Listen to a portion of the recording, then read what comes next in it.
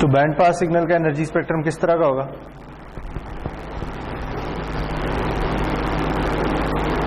किस तरह का होगा? एफसी पे क्या आएगा? जो ये है ये उठ के सीधा सीधा एफसी पे चला जाएगा, ठीक है, और माइनस एफसी पे भी। तो हमने ये कहा था कि अगर इसकी single one sided bandwidth W hertz है तो इसकी कितनी है? इसकी है 2W, ठीक है। इसलिए हमने ये कहा था कि इसकी जो बैंडविड्थ एफिशिएंसी है वो कितनी है? वो है 0.5, ठीक है। यानी जितनी मैसिव सिग्नल की बैंडविड्थ है उससे डबल बैंडविड्थ आपको चाहिए इस सिग्नल को ट्रांसमिट करने के लिए, ठीक है। अच्छा, इसी वजह से ना इस मॉड्यूलेशन स्कीम को ना, इसका जो नाम है वो ये है, इसे कहते हैं डबल साइड बैंड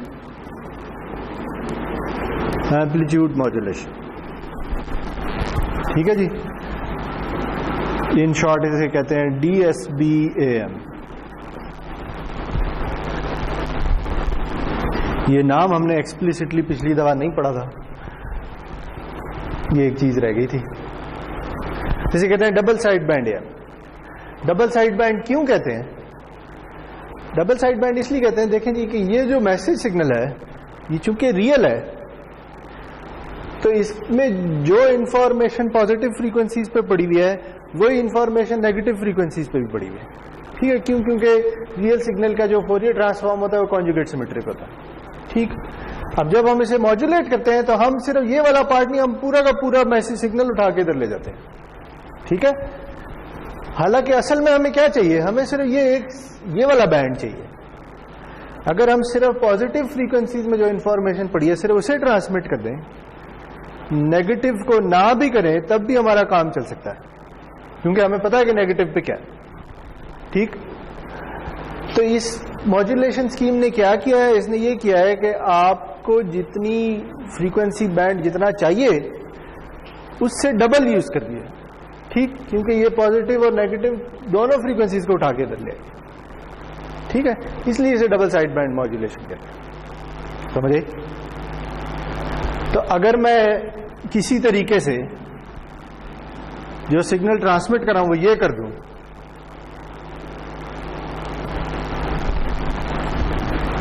और ये कर दूं, मेरा काम फिर भी चल जाएगा।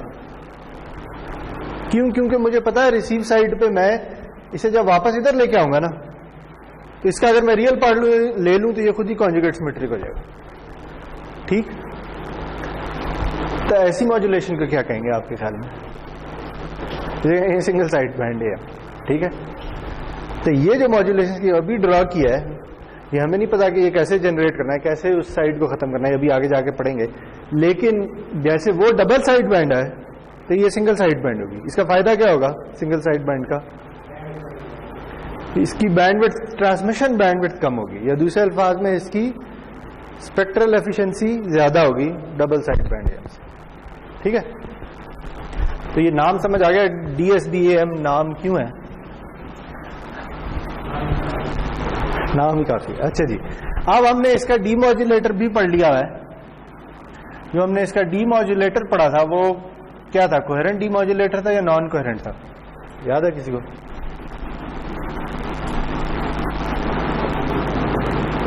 वो कोहेरेंट था, ठीक है। ये हमारे रिसीव्ड सिग्नल का मॉडल है, ठीक, बेस बैंड में। अगर हमने ये ट्रांसमिट किया है तो हम पढ़ चुके हैं कि जो ट्रांसमिट किया था वो एक फेज शिफ्ट के साथ रिसीव होगा और उसमें नॉइज ऐड हो चुका होगा।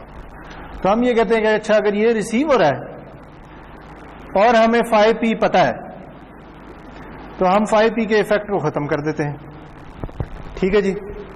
ये हमने कल देखा था। इन दोनों को अगर मल्टीप्लाई कर दिया जाए तो 5P तो खत्म हो जाएगा, ठीक। उसके बाद हमने ये कहा था कि एक लो पास फिल्टर लगा लें।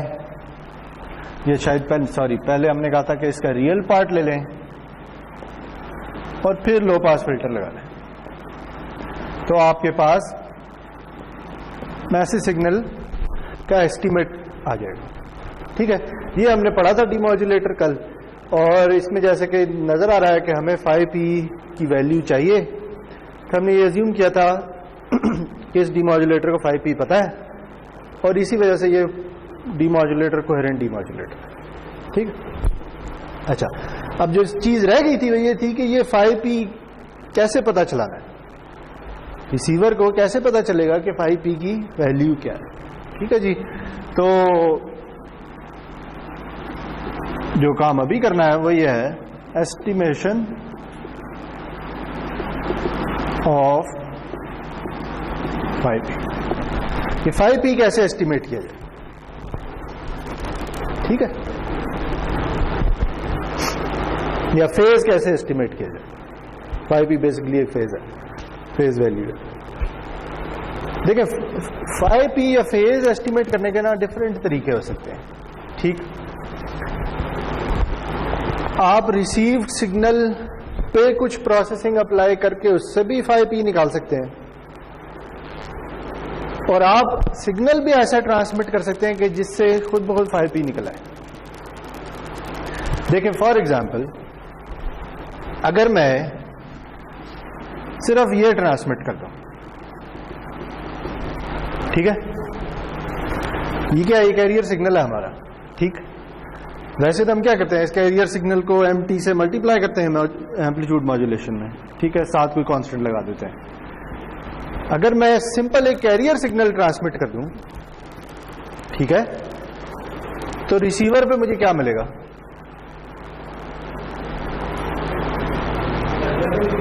अगर मैं सिर्फ ये कैरियर सिग्नल ट्रांसमिट करता हूं, ठीक है, इसे इसकी कोई मॉड्यूलेशन ना करूं, यानी इसे कोई mt से मल्टीप्लाई ना करूं, सिंपल एक कोसाइन वेव ट्रांसमिट कर दूं। ठीक है, तो रिसीवर पे मुझे क्या मिलेगा, क्या ख्याल है।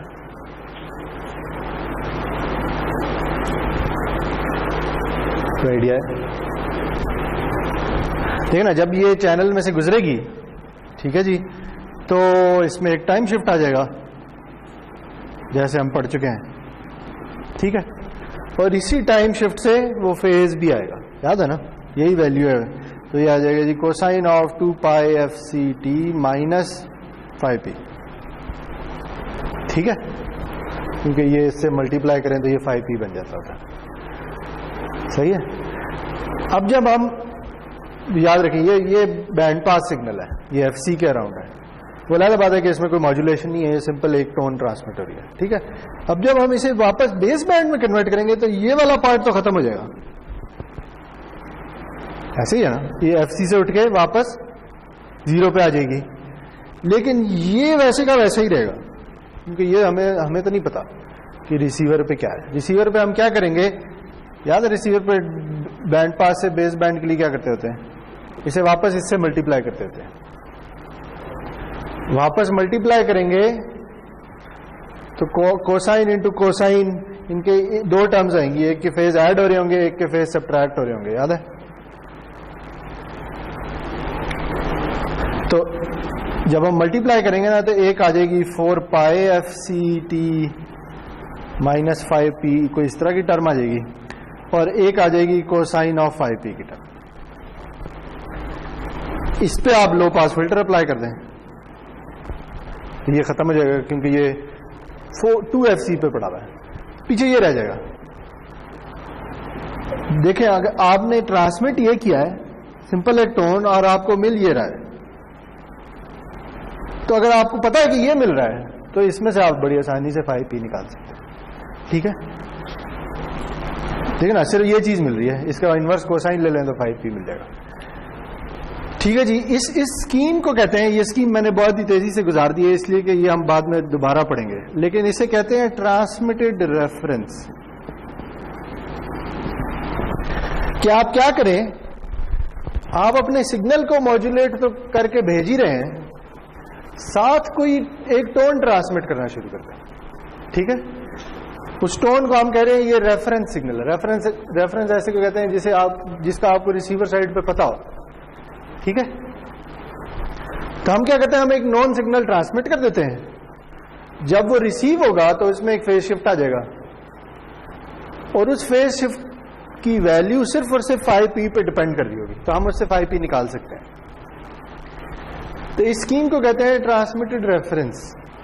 ठीक है, देखिए फॉर एग्जांपल जैसे अभी हमने यहां पे बेस बैंड सिग्नल का Fourier transform energy spectrum plot किया था, वो कुछ इस तरह का था।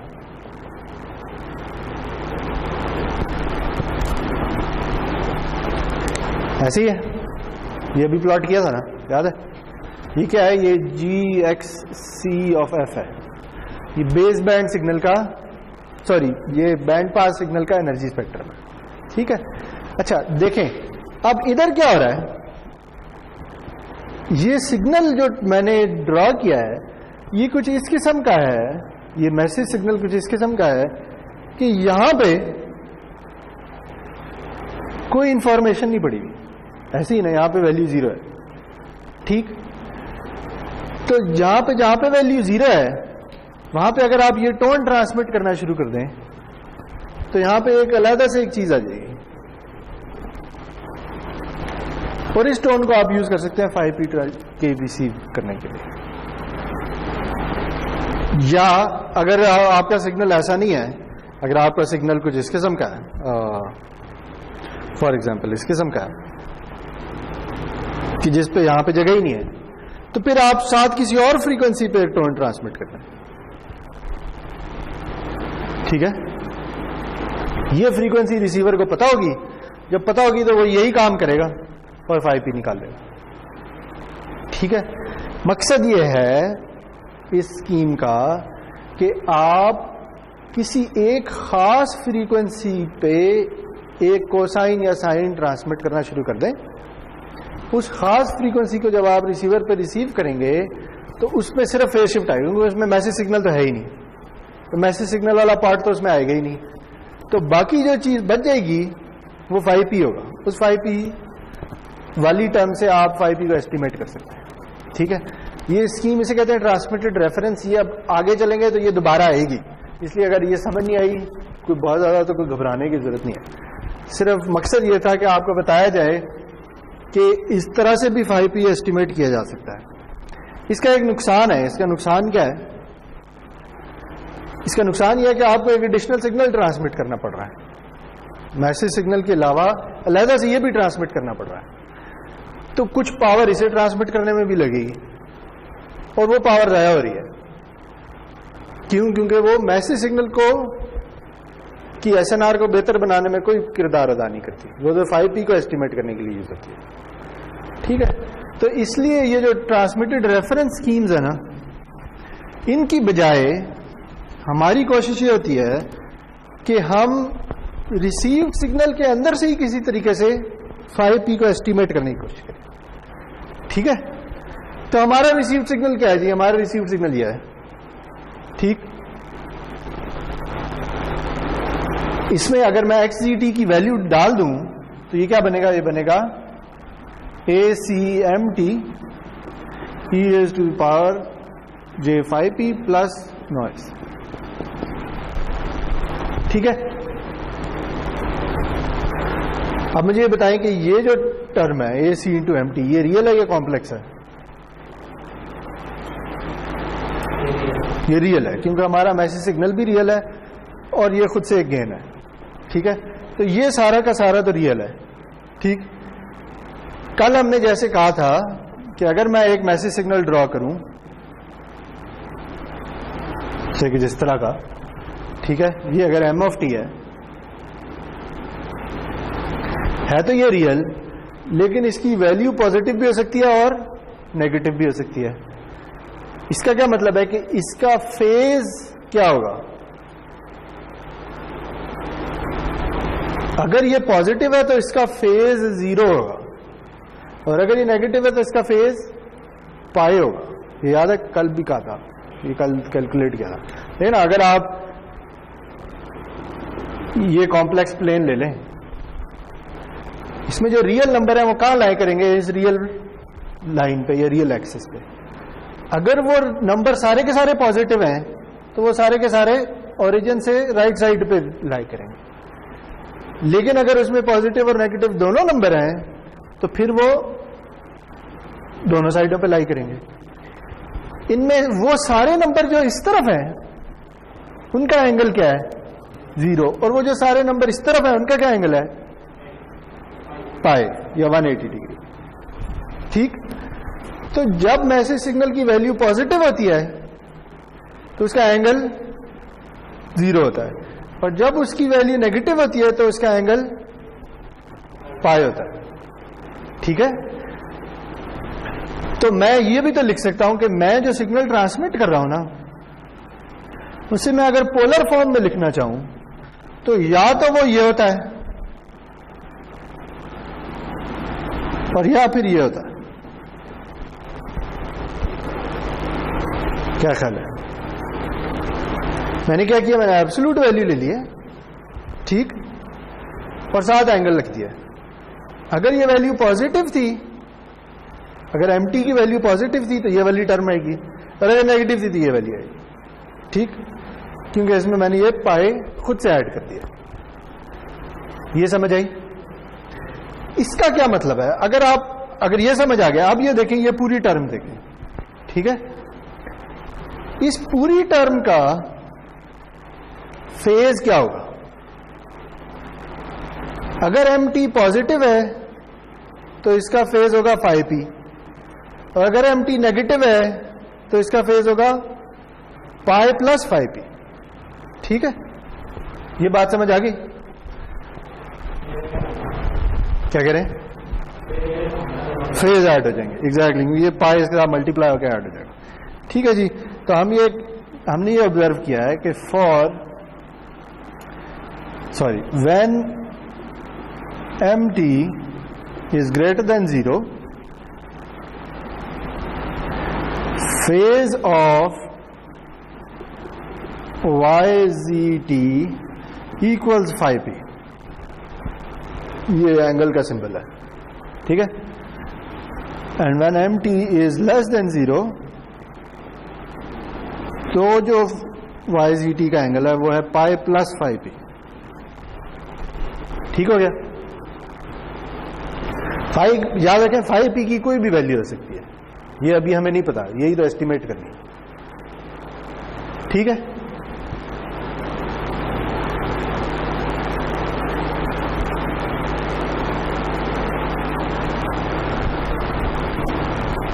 सही जी, ये समझ आ गई?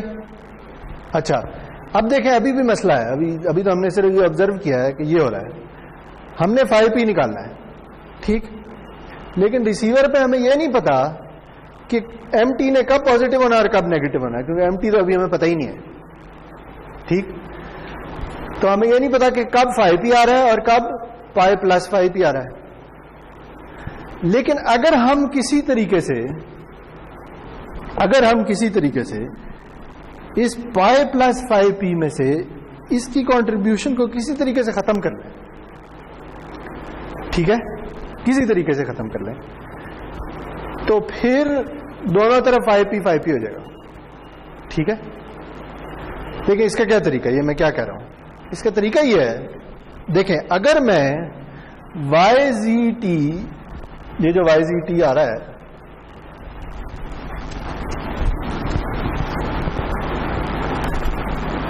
किधर ड्रॉ किया जाए, इधर ही कर लेते हैं। अगर मैं इस yzt का स्क्वायर ले लूं, ठीक है, जो भी सिग्नल आ रहा है, याद रखें है कॉम्प्लेक्स, ठीक है, जो भी सिग्नल आ रहा है उसे उसी के साथ मल्टीप्लाई कर दो।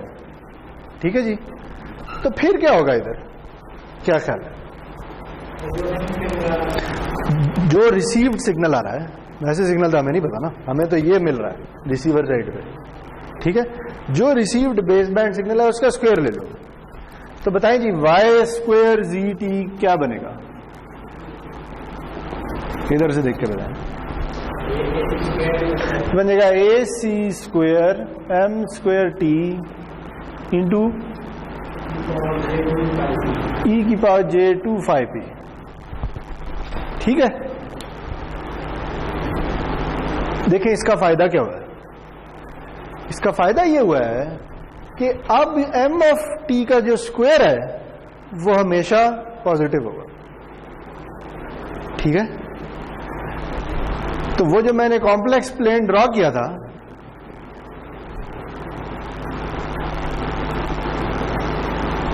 उसमें जो इस तरफ वाली वैल्यूज है उनका स्क्वायर लेंगे तो वो बड़ी हो जाएंगी बस, और तो कुछ नहीं होगा।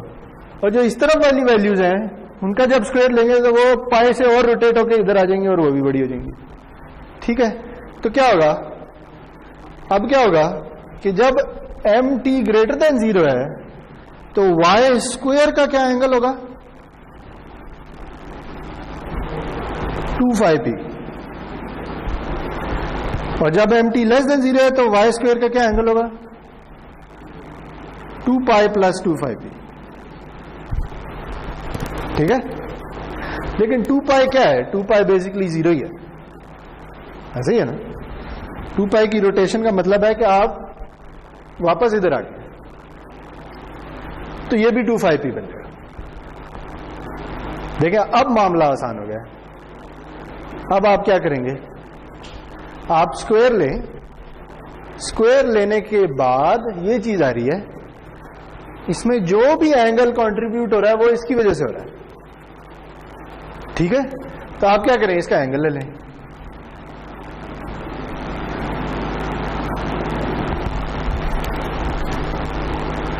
सही है, इसका एंगल क्या आएगा, इसका एंगल आएगा 2πp। ठीक है जी, और उसे 2 से डिवाइड कर दें तो आपके पास 5p आ जाएगा। समझ आई बात, सही है। तो देखिए अब हमने क्या किया है, अब हमें कोई अलग से सिग्नल ट्रांसमिट करने की जरूरत नहीं है। हमने जो रिसीव्ड सिग्नल है उसी के कैरेक्टरिस्टिक्स को यूज करते हुए एक स्कीम डिवाइस कर लिया है कि जिससे हम 5p को एस्टिमेट कर सकते हैं। ठीक है जी, ज्यादा ये हो सकता है कि आप इसके बीच में ना एक और ब्लॉक लगा दें जो कि एक लो पास फिल्टर हो। वो किस लिए होगा, वो इसलिए होगा कि ये जो सारा काम आप कर रहे हैं इसके साथ भी तो कुछ हो रहा है ना, नॉइज के साथ भी तो कुछ हो रहा है। तो नॉइज की कंट्रीब्यूशन को खत्म करने के लिए आप अगेन एक लो पास फिल्टर लगा सकते हैं। ठीक है, तो ये जो है ना, ये सारी की सारी चीज ये आपका 5p का एक एस्टिमेटर बन जाएगा। तो अब रिसीवर में क्या होगा, रिसीवर में ये चीज लगी हुई होगी। ठीक है जी, यहां से 5p आ रहा है, इस 5p से आप e⁻j5p कैलकुलेट करेंगे, यहां से आप अपना रिसीव सिग्नल पकड़ेंगे, दोनों को मल्टीप्लाई कर देंगे और फिर आगे जो काम पहले किया था वही करना है। ठीक है, बाकी का डीमॉड्यूलेटर इधर आ जाएगा। सही है जी, वही रियल पार्ट और लो पास वाली।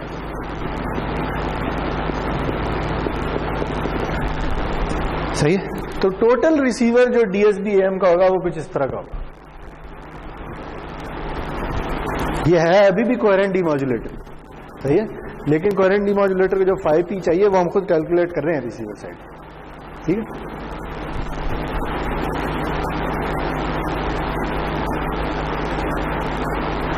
अच्छा इस तरह की जो स्कीम्स होती है ना कि जिन्हें 5p को एस्टिमेट करने के लिए कोई अलग से सिग्नल नहीं चाहिए,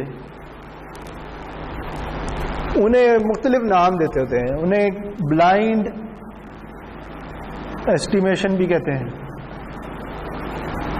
या उसे नॉन डेटा एडेड एस्टिमेशन भी कहते हैं। आप कभी लिटरेचर पढ़े तो इस तरह के नाम अक्सर यूज हो रहे होते हैं। ब्लाइंड या नॉन डेटा एडेड का मतलब ये होता है कि ये कोई ऐसी एस्टिमेशन की स्कीम है कि जिसे इस एस्टिमेशन के लिए कोई अलग से डेटा नहीं चाहिए, जो वैसे डेटा अवेलेबल है उसी को यूज करके वो बीच में से चीज निकाल लेती है। ठीक है, तो ब्लाइंड का भी यही मतलब है और नॉन डेटा एडेड का भी यही मतलब है। ठीक है जी, हालांकि उससे पहले जो हम वो ट्रांसमिटेड रेफरेंस देख रहे थे जल्दी जल्दी, वो क्या होगा, वो फिर डेटा एडेड स्कीम होगी, क्योंकि उसमें अलग से कोई चीज ट्रांसमिट हो रही है सिर्फ 5p का एस्टिमेट करने के लिए।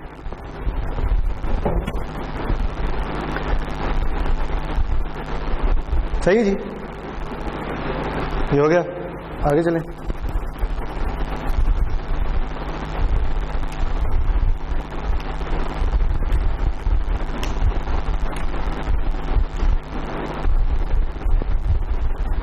देखिए अभी तक आपको ये समझ आ गई है कि ये जो DSP AM में हमें सारे पापड़ बेलने पड़ रहे हैं वो इस वजह से पड़ रहे हैं कि हमारा जो मैसेज सिग्नल है वो कभी पॉजिटिव होता है और कभी नेगेटिव होता है, और हमें नहीं पता रिसीवर साइड पे कि वो कब पॉजिटिव होगा कब नेगेटिव होगा। इसीलिए हमें 5P भी चाहिए, इसीलिए हमें ये सारा काम करना पड़ रहा है। कल हमने देखा था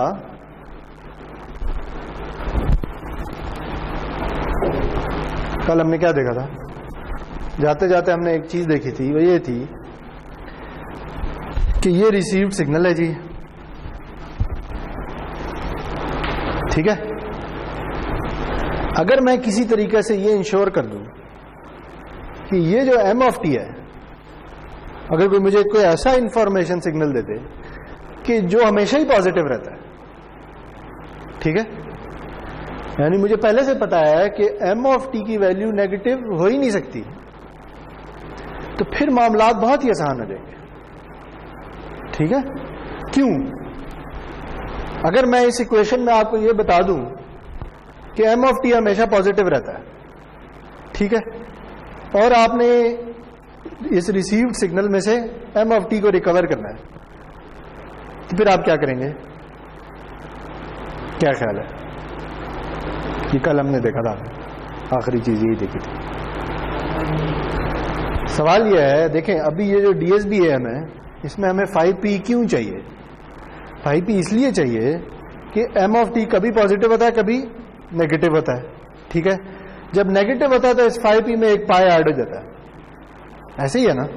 तो इसलिए 5P का पता चलाना जरूरी है, क्योंकि हमें यह नहीं पता कि पाई कब ऐड होना है कब ऐड नहीं होना, तो इसलिए हम पहले 5P को खत्म कर लेते हैं और फिर उसके बाद जो बाकी बच जाता है वो ये होता है, तो हम m(t) को रिकवर कर लेते हैं, ऐसे ही करते हैं ना। लेकिन अगर मैं आपको ये बता दूं कि m(t) ऐसा है कि ये हमेशा पॉजिटिव रहता है, ठीक है, अगर ये हमेशा पॉजिटिव रहता है तो फिर तो कोई पाई ऐड नहीं हो रहा होगा इधर, हमेशा 5P ही मिलेगा। तो उस केस में हमारी डीमॉड्यूलेशन को 5P की जरूरत ही नहीं रहेगी। क्यों? इसलिए कि अगर मैं रिसीव्ड साइड पे सिंपली ये कैलकुलेट कर लूं, ठीक है, तो मुझे क्या मिलेगा जरा बताएं इस तरफ। इसकी एब्सोल्यूट वैल्यू क्या होगी? AC m(t) और 1 खत्म। और पॉजिटिव ये एब्सोल्यूट वैल्यू लेने से मुझे कोई फर्क भी नहीं पड़ता। क्यों फर्क नहीं पड़ता? क्योंकि इसकी जो एब्सोल्यूट वैल्यू है वो इसके अपने इक्वल है। क्यों? क्योंकि ये हमेशा पॉजिटिव रहता है। अगर ये नेगेटिव होता तो फिर तो एब्सोल्यूट वैल्यू नेगेटिव वैल्यूज भी पॉजिटिव हो जाती, तो मसला हो जाता, फिर तो m(t) सही रिकवर ही नहीं होना था। लेकिन अगर m(t) हमेशा पॉजिटिव रहता है तो फिर हम सिंपली ये कर सकते हैं, जब ये करेंगे तो इसका इफेक्ट खुद ब खुद खत्म हो जाएगा। इसका इफेक्ट खत्म हो जाएगा, पीछे ये रह जाएगा, लेकिन हमें पता है कि ये इसके इक्वल है। क्यों? क्योंकि m(t) हमेशा पॉजिटिव है। तो क्या बस खत्म बात, m(t) रिकवर हो जाएगा। लेकिन डीमॉड्यूलेशन कितनी आसान हो जाएगी, क्या ख्याल है? अगर हम क्या कर लें, m(t) को ये इंश्योर कर लें कि वो हमेशा पॉजिटिव रहता है, ठीक है जी। तो अगली जो स्कीम है ना वो एग्जैक्टली यही करती है। अगली जो स्कीम है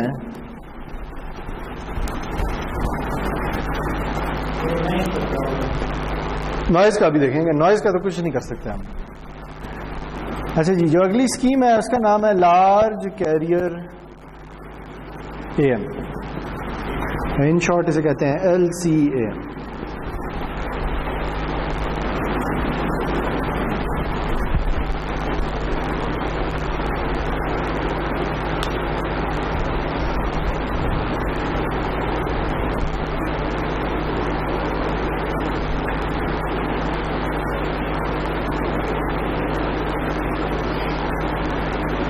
ठीक है जी। तो अब ये देखते हैं कि LCAM क्या करती है।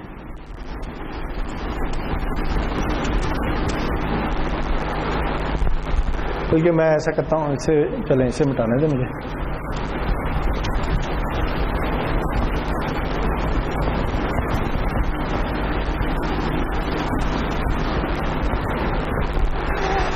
ये लिखा रहने दें, इसका मतलब है कि यहाँ पे ये DSB-AM ही है, हम LC-AM इधर लिख लेते हैं।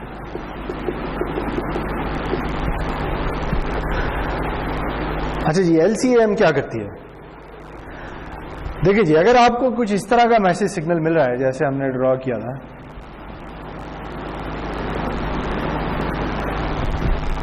ठीक है जी,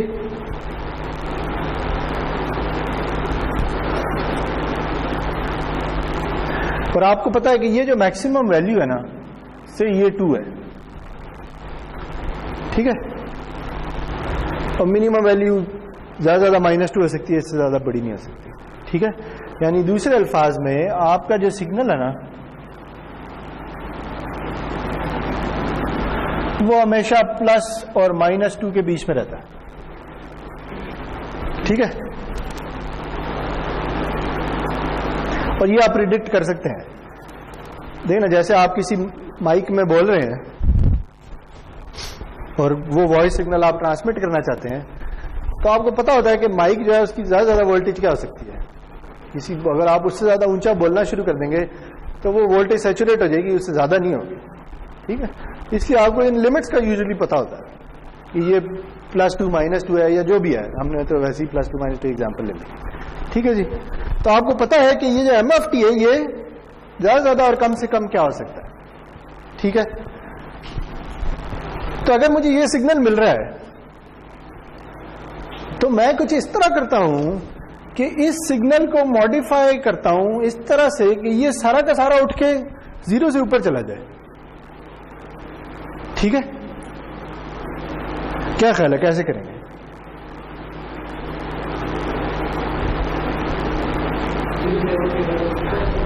हाँ, यानी ये सिग्नल अभी +-2 के बीच में है ना, अगर मैंने इसे उठा के ऊपर लेके जाना है तो मैं क्या करूंगा,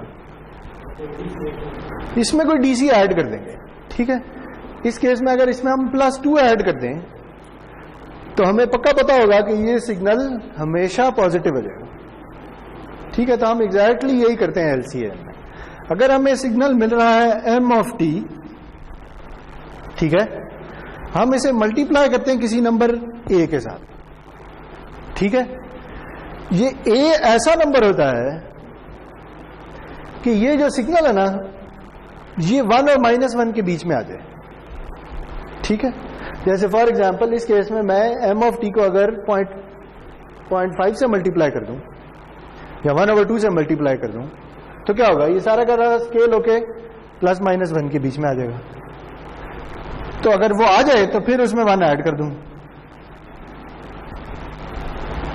तो क्या होगा, ये जो टोटल चीज बनेगी ये हमेशा पॉजिटिव होगी, ऐसे ही नहीं। यानी इस केस में, हमारे केस में अगर हम कर दें 1 + 0.5 MFT तो 0.5 करने से क्या होगा, ये सिग्नल +-1 के बीच में आ जाएगा, और 1 ऐड करने से क्या होगा कि सारा का सारा उठ के 0 और 2 के बीच में आ जाएगा, ठीक है। तो बनेगा क्या, बनेगी कुछ इस तरह की चीज, ठीक है, जिसमें ये 0 है, ये +1 है और ये +2 है। ऐसे ही नहीं होगा, समझ आई क्या किया?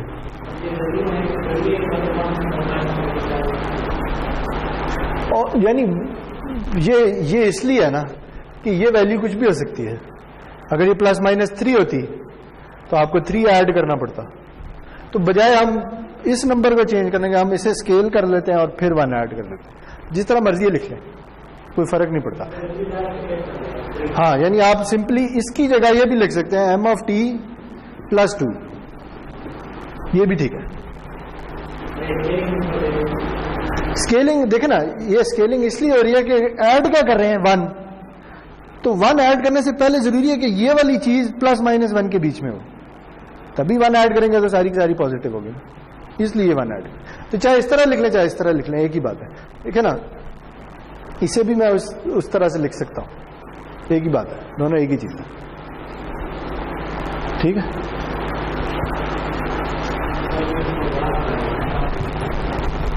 MFT को बढ़ाना पड़ेगा, मतलब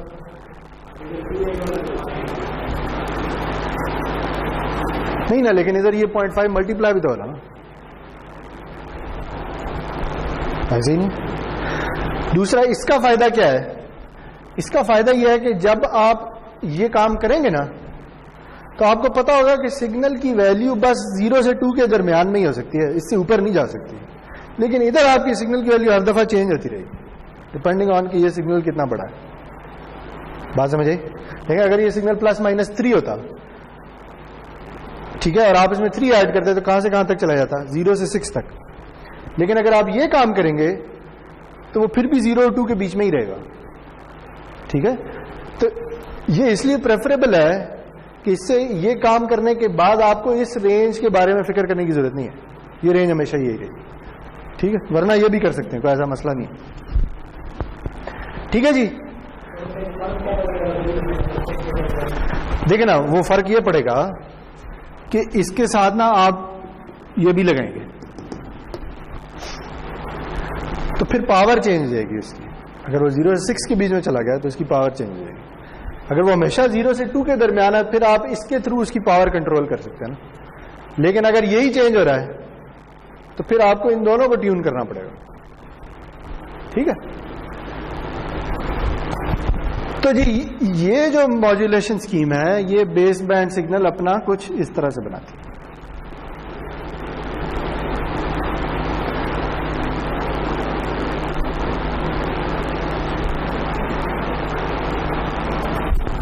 तो देखिए अगर आपको याद है हमने पिछले चैप्टर में जब हमने मॉड्यूलेटर पढ़ा था तो हमने कहा था कि सिंपली मॉड्यूलेटर क्या होता है। मॉड्यूलेटर एक ट्रांसफॉर्मेशन अप्लाई करता है मैसेज सिग्नल पे और बेस बैंड बना लेता है। यही हमने आज तक पढ़ा था ना, ये पढ़ने से पहले आउटपुट पे बेस बैंड देता है, ये मॉड्यूलेटर है, ठीक है। तो ये जो ट्रांसफॉर्मेशन है ये क्या है, ये डिटरमिन करती है कि मॉड्यूलेटर कौन सा है। अगर ये ट्रांसफॉर्मेशन सिंपल स्केलिंग है तो ये DSB-AM होगी। ये जो सिग्नल है ये मैसेज सिग्नल है, कोई भी हो सकता है जो हम ट्रांसमिट करना चाहते हैं।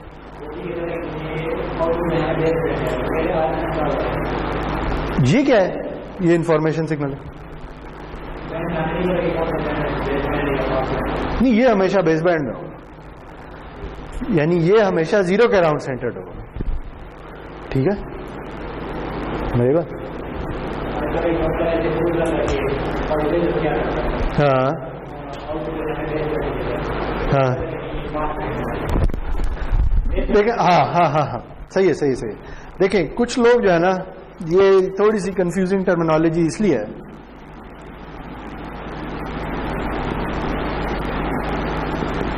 देखिए हमने इसको अलग कर लिया हुआ है, याद है, ठीक है। असल में ना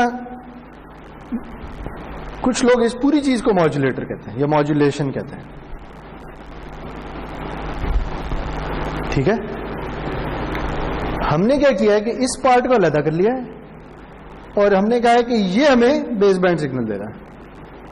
तो अगर आप जरा ज्यादा स्पेसिफिक होना चाहते हैं तो आप ये कह लेंगे ये बेस बैंड मॉड्यूलेटर है, ठीक है, जो बेस बैंड सिग्नल देता है और फिर हम उसे बैंड पास में कन्वर्ट कर देंगे, ठीक है।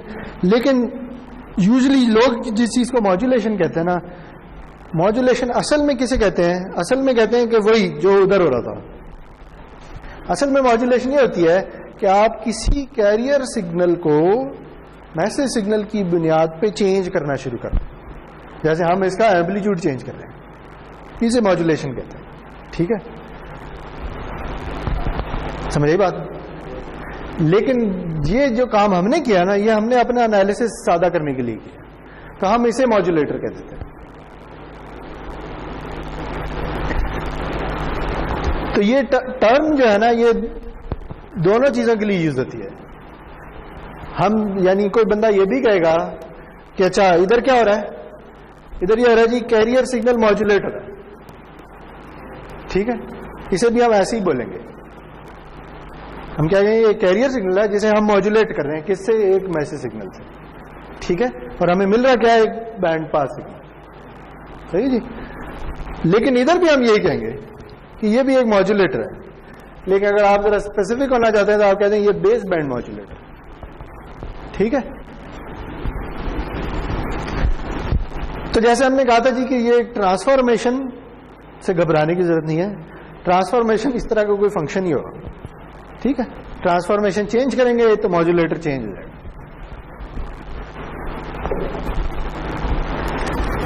अच्छा, अगर ऐसे है तो फिर अब इसका भी थोड़ा सा एनालिसिस कर लिया जाए। तो पहले तो ये बताएं कि इसका एनर्जी स्पेक्ट्रम क्या होगा, क्या ख्याल?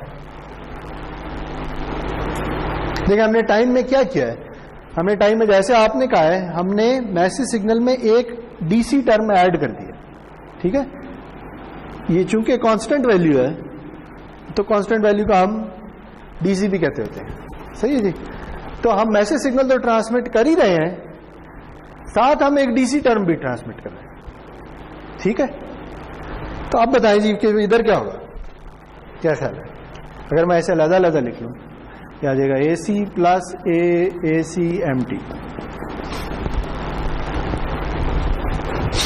ये बताएं, चले पहले ये वाली टर्म अगर हम ले लें, ठीक है, इसका एनर्जी स्पेक्ट्रम क्या होगा?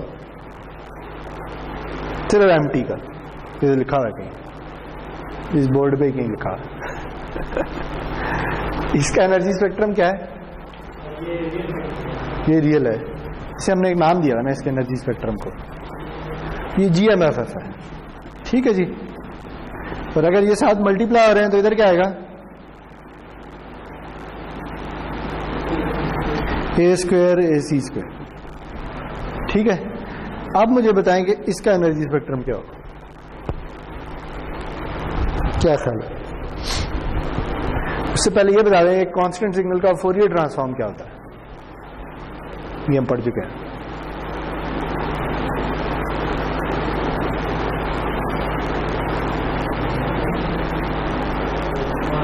है कांस्टेंट 1 होता है ना, यानी अगर फॉर एग्जांपल मैं ये कह दूं, नहीं, अगर मैं ये कहूं xt1 है, तो अगर मैं इसे कहूं कि आप ड्रॉ करें इसे, तो कैसे करेंगे? ऐसे ही करेंगे ना, और ये हमेशा ही 1 है।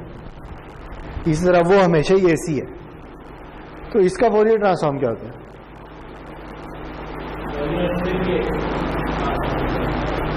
यूनिट स्टेप कांस्टेंट सिग्नल नहीं है, क्योंकि वो 0 पे जाके चेंज हो जाता है, 0 से आगे कांस्टेंट है, ये 0 से पीछे कांस्टेंट। खैर, लेकिन ये और चीज है, ये यूनिट स्टेप नहीं है। इसका फोरियर ट्रांसफॉर्म क्या होता है?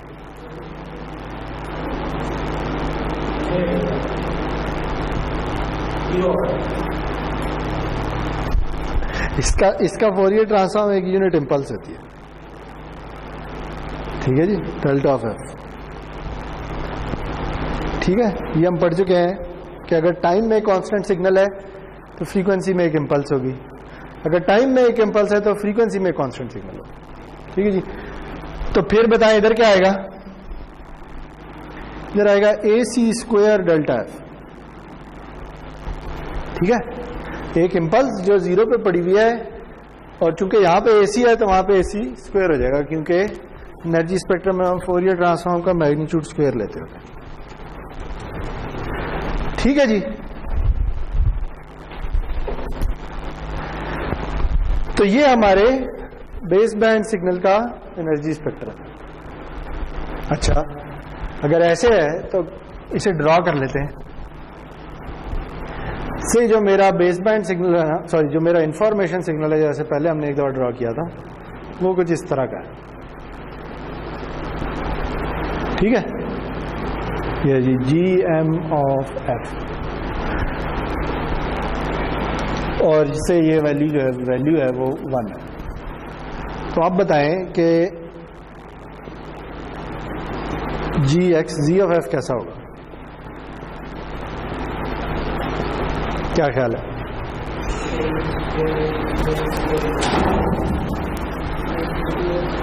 ठीक है, एक तो ये वैल्यू चेंज हो जाएगी, और क्या होगा? बाकी ऐसे ही आ जाएगा, ये ना, उसमें 2 टर्म्स है, ठीक है। एक क्या है, एक तो ये GMFF ही है, ठीक है जी। तो क्या होगा कि ये इसी तरह आ जाएगी, सिर्फ इसकी वैल्यू चेंज हो जाएगी। इसकी वैल्यू अब क्या हो जाएगी? A² AC²। और एक इम्पल्स आ जाएगी, कहां पे आएगी? 0 पे। और इसकी क्या वैल्यू होगी? इसकी वैल्यू होगी AC²। ठीक हो गया?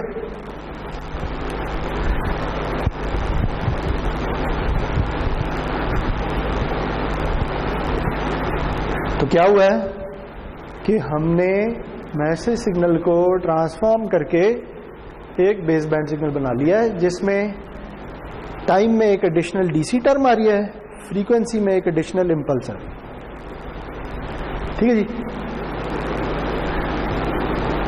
तो आप मुझे बताएंगे इसकी पावर क्या होगी? P of x z क्या होगा?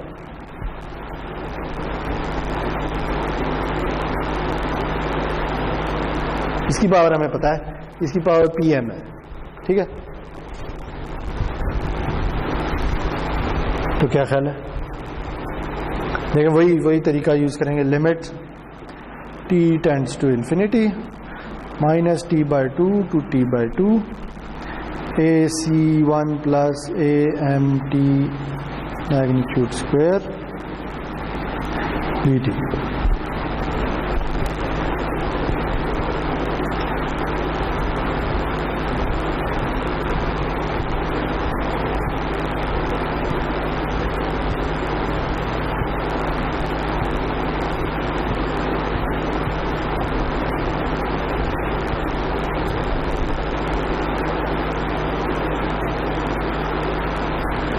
या अगर आप बहुत ही सादा तरीके से करना चाहते हैं तो आप ये देख लें। देखिए क्या हुआ है, हमारे पास दो सिग्नल है। ठीक है जी? एक तो वही मैसेज सिग्नल है और एक डीसी टर्म है। ठीक है? मैसेज सिग्नल की पावर क्या है? P of m। ठीक है?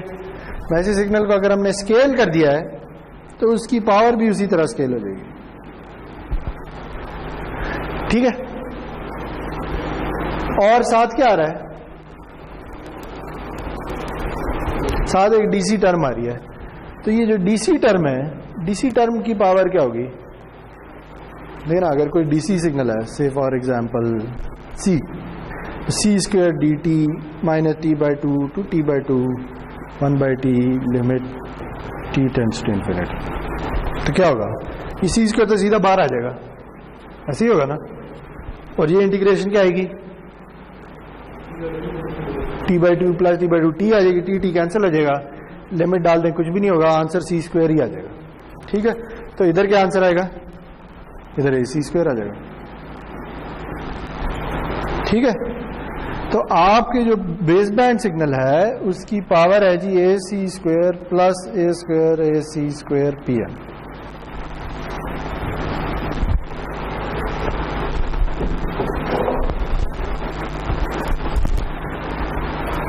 ठीक है जी? तो ये इक्वेशन आपको क्या बता रही है? ये इक्वेशन आपको ये बता रही है कि आपकी पावर जो है वो दो जगहों पे लग रही है। ठीक है?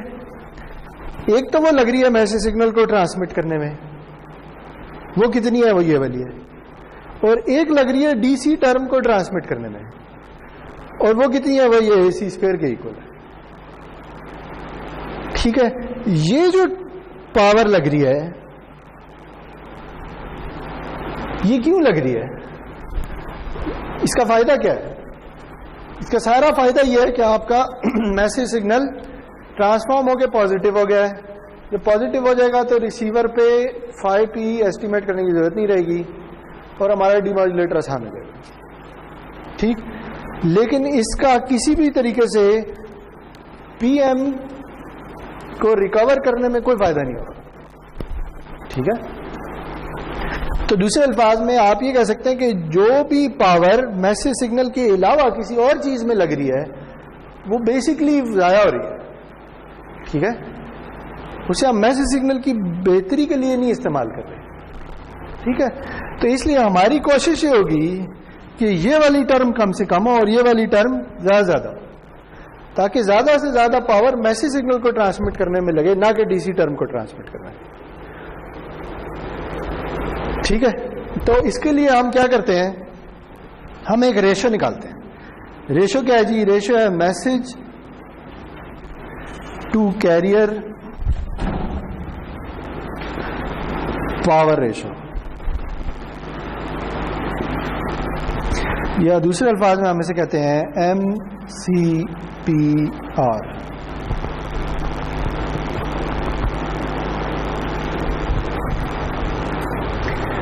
ये किस चीज की रेशो है? जैसे कि नाम से जाहिर है, ये है मैसेज सिग्नल में कितनी पावर जा रही है और डीसी टर्म में कितनी पावर जा रही है। डीसी टर्म को मैं कैरियर क्यों कह रहा हूं, ये भी थोड़ी देर में आपको पता चल जाएगा, ठीक है। लेकिन जो मैसेज सिग्नल में पावर है वो है A² PN, और जो डीसी वाली पावर है वो है AC²। तो अगर इसकी रेशो निकाल लें तो क्या रह जाएगा? A² PN। सही है। आपकी क्या कोशिश होगी? आपकी ये कोशिश होगी कि ये जो MCPR है इसकी वैल्यू ज्यादा से ज्यादा हो। क्यों? क्योंकि अगर इसकी वैल्यू ज्यादा होगी तो मैसेज सिग्नल में ज्यादा पावर ट्रांसमिट हो रही होगी और डीसी टर्म में कम पावर ट्रांसमिट होगी। तो ये किस चीज पे डिपेंड करता है? ये डिपेंड करता है इस पे, ए पे। ए की वैल्यू जितनी कम करते जाएंगे आप, उतनी MCPR कम होती चली जाएगी, ठीक है। जैसे कि हमने इधर देखा है कि इधर ए की क्या वैल्यू चाहिए हमें? 0.5, ऐसे ही है ना। लेकिन अगर कोई बंदा आता है वो कहता है यार 0.5 नहीं, चलो 0.1 रख लेते हैं, ठीक है। तो 0.1 से भी तो काम चल जाएगा ना, क्या ख्याल है? अगर मैं इसे 0.1 से मल्टीप्लाई कर दूं तो ये श्रिंक होके क्या रह जाएगा?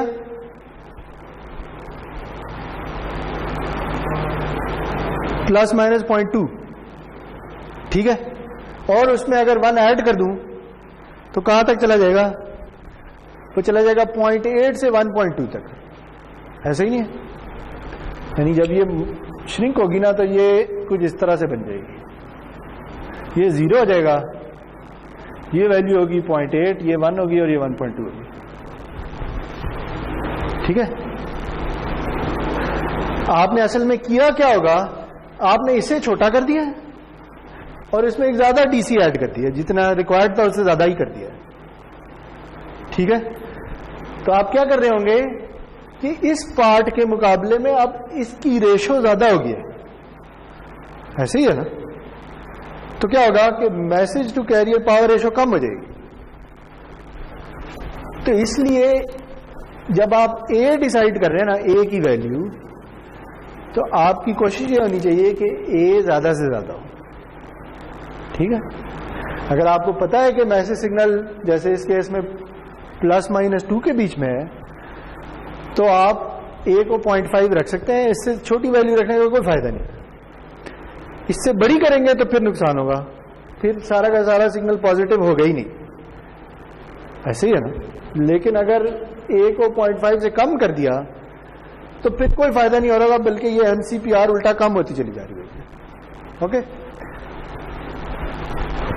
अच्छा जी। तो ये सारी बातें होगी। हमने बेस बैंड सिग्नल का एनर्जी स्पेक्ट्रम भी देख लिया है और उसकी पावर भी देख लिया है। इसकी बैंडविड्थ क्या है बेस बैंड सिग्नल की? 1 साइडेड बैंडविड्थ।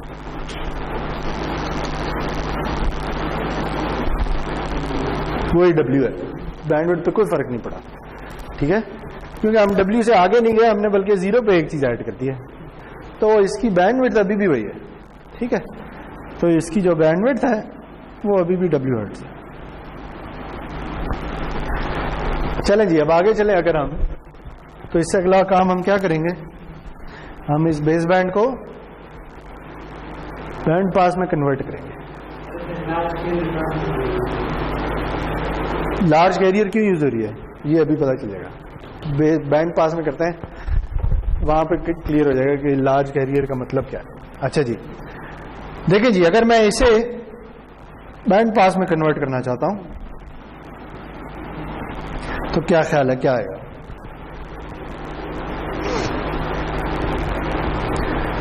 मुझे बताइए, ये सारा काम करने से ये जो XCT है, क्या ये रियल है या कॉम्प्लेक्स है?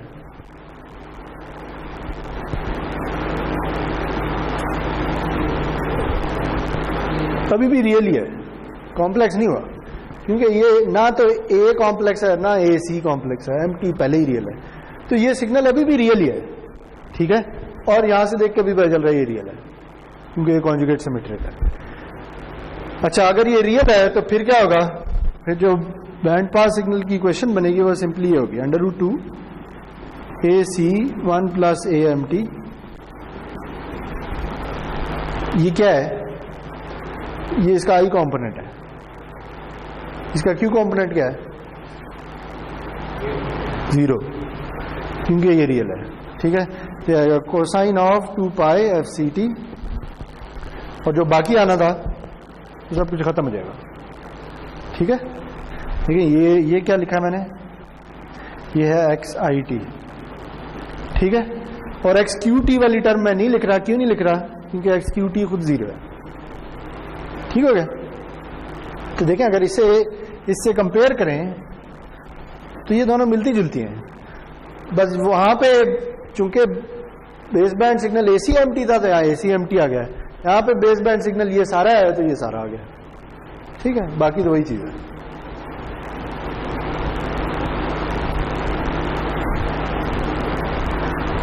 तो आप बताएं कि ये अगर आ गया है, इसे थोड़ा सिंप्लीफाई करना है तो कर लेते हैं। ये क्या बनेगा √2 AC cosine of 2 pi FCT plus √2 ACMT cosine of 2 pi FCT, ठीक है। मैंने दोनों टर्म्स को अलग अलग रख दिया।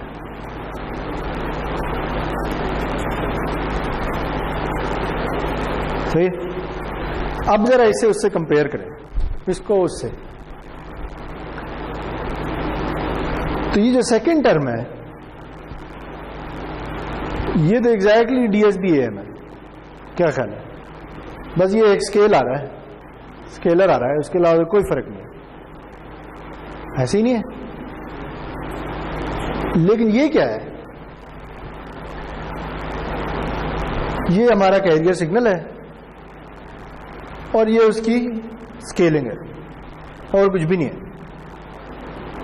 तो क्या है जी, ये जो मॉड्यूलेशन स्कीम है ये DSB-AM ही है, इसमें साथ एक अलग से एक कैरियर सिग्नल ट्रांसमीटर है, ठीक है, ऐसे ही है ना। तो ये जो कैरियर सिग्नल की टर्म आ रही है, ये कौन सी वाली टर्म है, ये वो बेस बैंड की DC टर्म है, ठीक है। तो चूंकि ये अलहदा से एक कैरियर सिग्नल ट्रांसमीटर है, इसलिए इसका नाम लार्ज कैरियर AM है, ठीक है। कि इसमें जो कैरियर सिग्नल है वो आप कह सकते हैं वो अनयूजुअली लार्ज है, क्यों, क्योंकि उसमें हम अलहदा से एक चीज ट्रांसमिट कर रहे हैं, ठीक है। इसीलिए जो अभी थोड़ी देर पहले हमने निकाली थी MCPR, वो MCPR क्यों कहलाती है, वो message to carrier power ratio होती है। तो ये मैसेज सिग्नल की पावर है और ये कैरियर सिग्नल की पावर है, इसलिए उसे MCPR कहते हैं, ठीक है। अच्छा, ये अभी आगे ज्यादा क्लियर हो जाएगा जब हम निकालेंगे बेस बैंड सिग्नल का एनर्जी स्पेक्ट्रम। बताएं जी, क्या ख्याल है।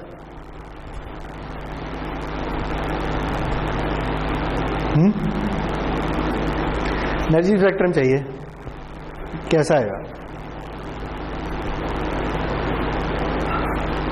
ये पहले किया हुआ है तो पहले ये कर लेते हैं। ये वही चीज है जो DSB-AM के केस में थी, ठीक है जी। तो क्या होगा,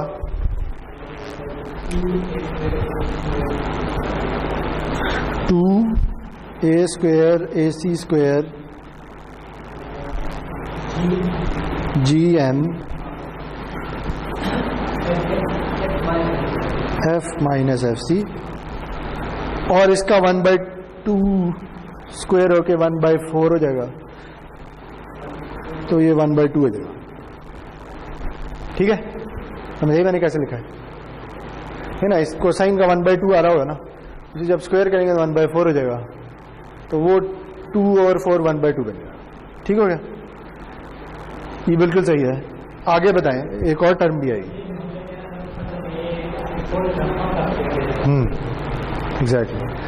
आगे क्या आएगा, plus 1/2 a square AC square GM F plus FC। ठीक है, तो अब ये तो बहुत ही आसान है, तो इसके बारे में क्या ख्याल है?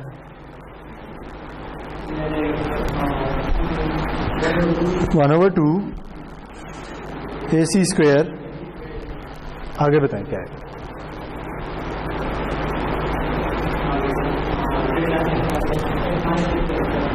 Delta F minus FC plus 1/2 AC square delta F plus FC।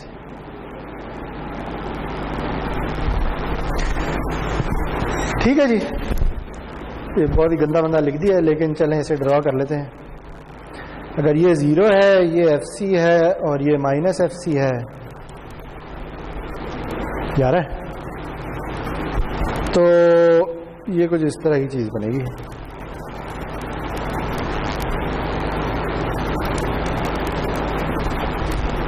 ठीक है, ये है, ये है, ये वाली इंपल्स है और ये वाली इंपल्स।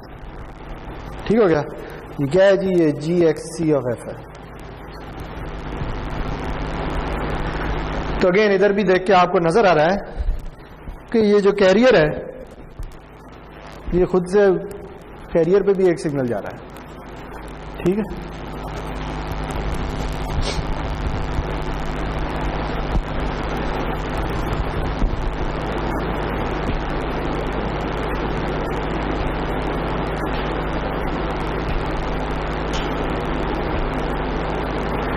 तो ये है जी लार्ज कैरियर एम्पलीट्यूड मॉड्यूलेशन। ठीक है, तो इसकी बैंडविड्थ क्या है?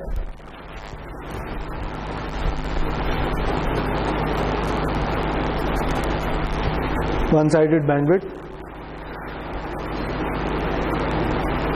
2W है।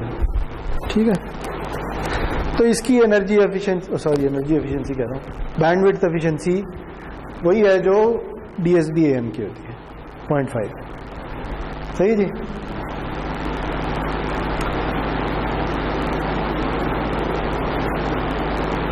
और इसकी पावर भी वही होगी जो उसकी पावर है, यानी PXC जो होगी।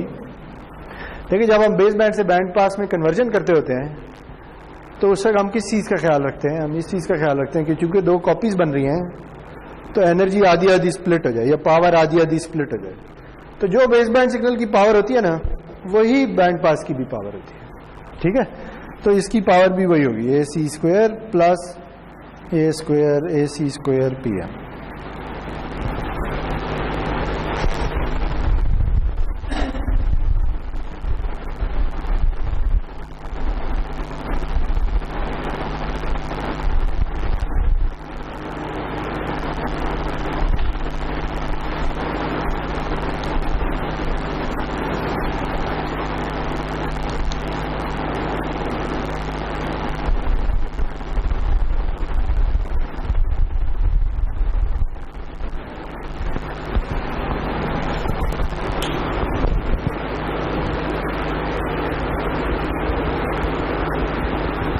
हाँ जी, ये ज़रा मैं थोड़ा साफ सुथरा करके प्लॉट कर लूँ तो फिर आगे चलते हैं।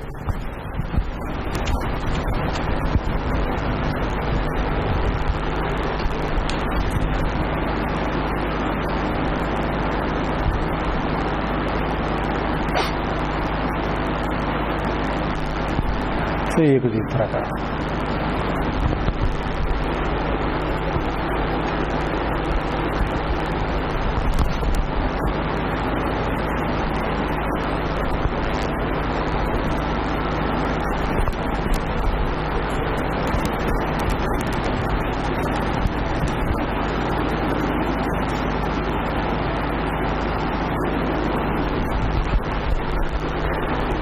ठीक है जी।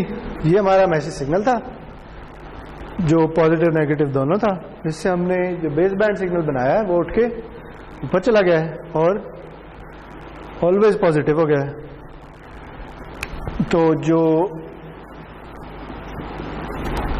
बैंड पास सिग्नल बनेगा वो कैसा होगा क्या करेंगे हम कि ये जो बेस बैंड सिग्नल है इसको उठा के सीधा एक कोसाइन से मल्टीप्लाई कर देंगे, ठीक है। तो जब इसकी वैल्यू बढ़ रही होगी तो कोसाइन की वैल्यू बढ़नी शुरू हो जाएगी, ठीक है। जब कम हो रही होगी तो कम होनी शुरू हो जाएगी, फिर बढ़नी शुरू होगी तो फिर बढ़नी शुरू होगी, इस तरह से सही जी। लेकिन चूंकि ये कभी भी पॉजिटिव से नेगेटिव नहीं होता, तो वो जो DSB-AM में एकदम से शिफ्ट आता था, याद है, वो नीचे जा रही थी तो ऊपर जाना शुरू कर देती थी, ऊपर जा रही थी नीचे जाना शुरू हो गई, उस तरह कोई काम इधर नहीं होगा, ठीक। और अगर हम इस कोसाइन का इन्वेलप ड्रॉ करें तो ये exactly message signal, sorry exactly base band signal के इक्वल होगा, ठीक है। तो इस तरह की चीज बनेगी।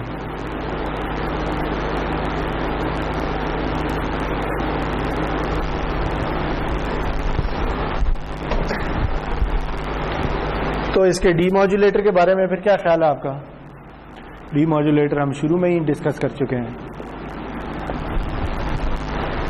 इसका जो रिसीव्ड बेस बैंड सिग्नल होगा वो अगेन वही होगा जो हम मॉडल यूज करते हैं, वो होगा transmitted base band signal into phase plus noise.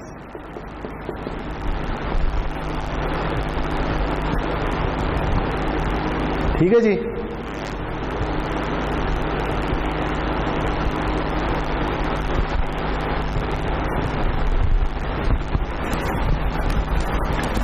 और हमें पता है कि XGT की क्या वैल्यू है, अगर ये हम इधर डाल दें तो आ जाएगा AC into 1 plus small a MT into phase term plus noise.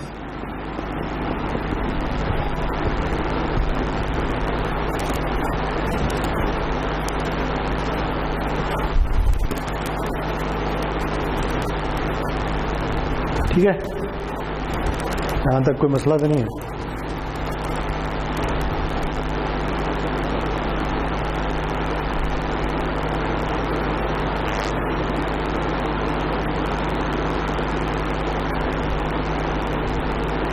और हमें पता है कि ये वाली जो टर्म है ये हमेशा पॉजिटिव रहेगी, ठीक है। एक चीज की हमने नहीं ड्रॉ की वो अब कर लेते हैं, वो ये है जी, थोड़ा अगर पीछे चले जाएं और अगर मैं ये ड्रॉ करना चाहूं वेक्टर डायग्राम, तो ये किस किस्म की होगी, क्या ख्याल है? यानी मेरे पास ये बेस बैंड सिग्नल है, इसकी मैं वेक्टर डायग्राम ड्रॉ करना चाहता हूं, ये उसका I कॉम्पोनेंट है, ये उसका Q कॉम्पोनेंट है। ये स्ट्रेट लाइन होगी जो कहां से कहां तक जा सकती है,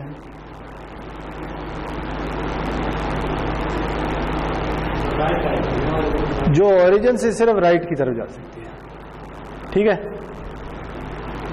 ओके।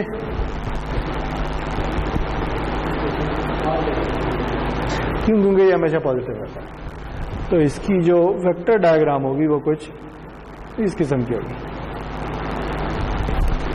ठीक है जी। तो आप मुझे बताएं कि जो रिसीव्ड सिग्नल है उसकी वेक्टर डायग्राम किस तरह की होगी अगर हम नॉइज को इग्नोर कर दें तो?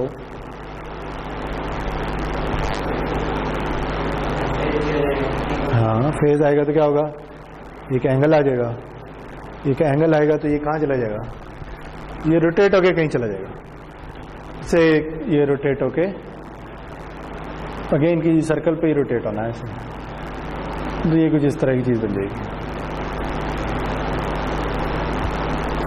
ठीक है।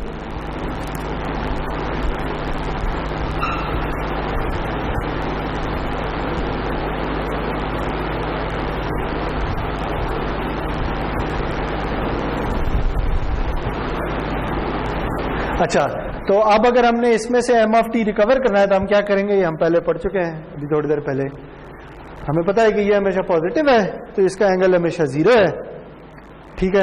और अगर हम इसकी एब्सोल्यूट वैल्यू भी ले लें तो ये उसके इक्वल ही होगी, और इसकी एब्सोल्यूट वैल्यू चूंकि 1 होगी तो हम सिंपल ये करेंगे कि हम YZT की एब्सोल्यूट वैल्यू कैलकुलेट कर लेंगे और वो हमें मिल जाएगा AC इंटू 1 प्लस AMT। ठीक है, ये खत्म हो जाएगा और इसके गिर्द एब्सोल्यूट वैल्यू लगाने का कोई फायदा नहीं क्योंकि ये पॉजिटिव है। ठीक है, तो अगर इसमें से अब m ऑफ t निकालना है तो क्या करना पड़ेगा?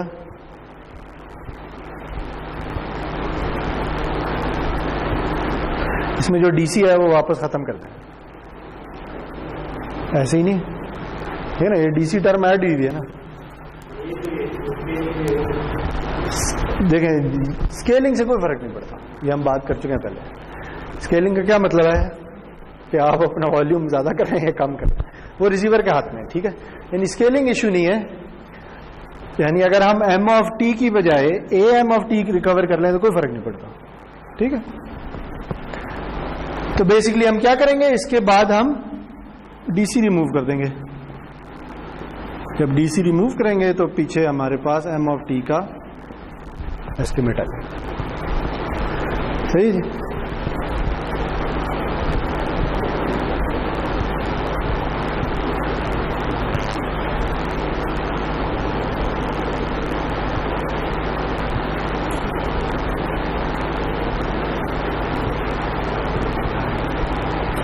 तो बेसिकली इंफॉर्मेशन किस चीज में पड़ी हुई है? इसके मैग्नीट्यूड में। ठीक है, यानी जो कोई भी नंबर हमें मिल रहा है वो ओरिजिन से कितना दूर है, बस ये इंफॉर्मेशन है।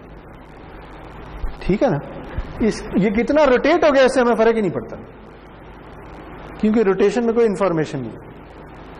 सही, पहले क्या था, पहले रोटेशन में इंफॉर्मेशन थी। क्यों? क्योंकि अगर रोटेशन पाई की थी तो वो मैसेज सिग्नल की वजह से रोटेशन थी। अब मैसेज सिग्नल कोई रोटेशन इंट्रोड्यूस नहीं कर सकता। ठीक है, सारी की सारी रोटेशन चैनल की वजह से आती है, तो इसलिए हम रोटेशन को इग्नोर करके सिर्फ इसका मैग्नीट्यूड ले लेते हैं। ओके, जो भी मैग्नीट्यूड है वो हमारा बेस बैंड सिग्नल है, उसमें से फिर डीसी रिमूव करके हम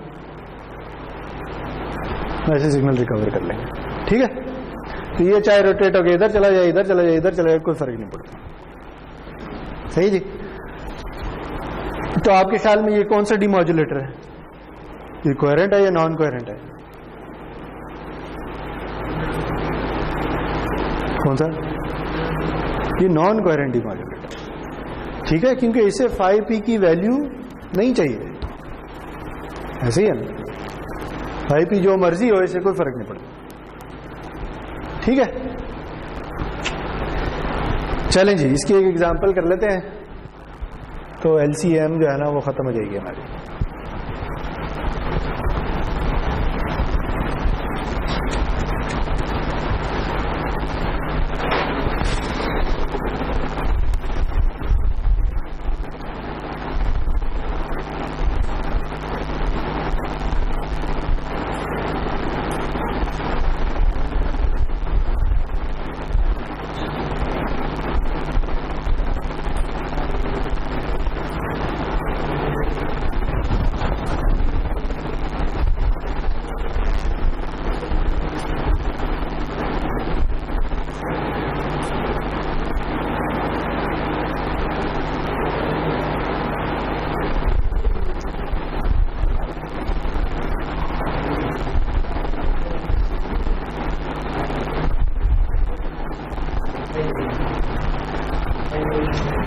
अच्छा जी, हमारे पास एक मैसेज सिग्नल है जिसकी वैल्यू है beta sine of 2 pi FMT,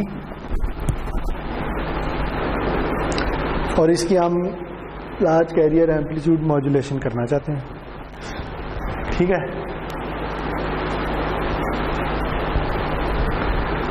तो बताएं जी इसकी बैंडविड्थ क्या है? वन साइडेड, इस सिग्नल की वन साइडेड बैंडविड्थ क्या है, कितनी होगी?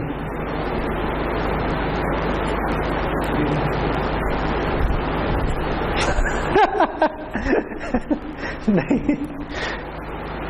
बैंडविड्थ कैसे डिफाइन होती है?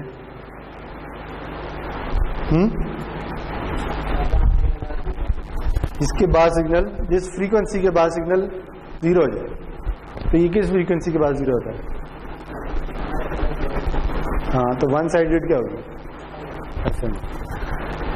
ठीक है जी, तो इसकी वन साइडेड बैंडविड्थ है FM हर्ट्ज।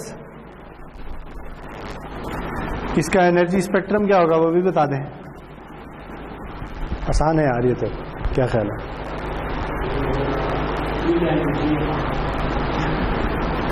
क्या होगा? Beta square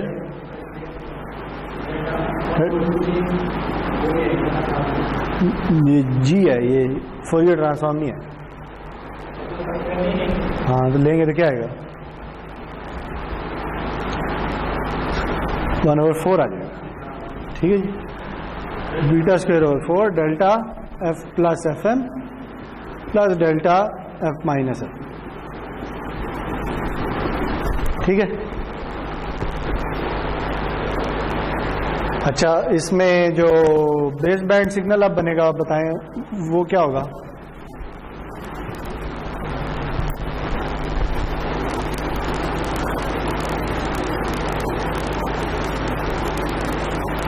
base band signal क्या बनेगा?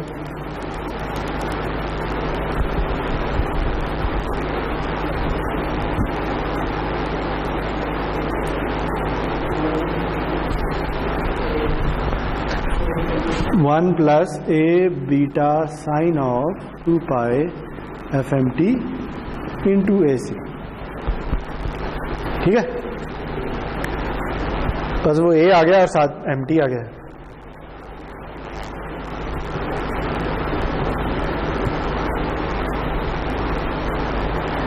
तो बताएं जी A की क्या वैल्यू होनी चाहिए?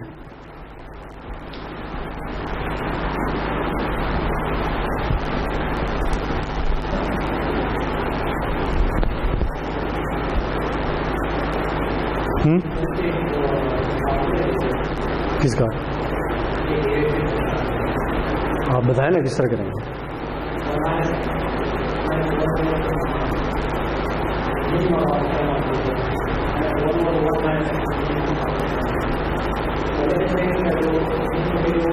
हाँ, वो इसके साथ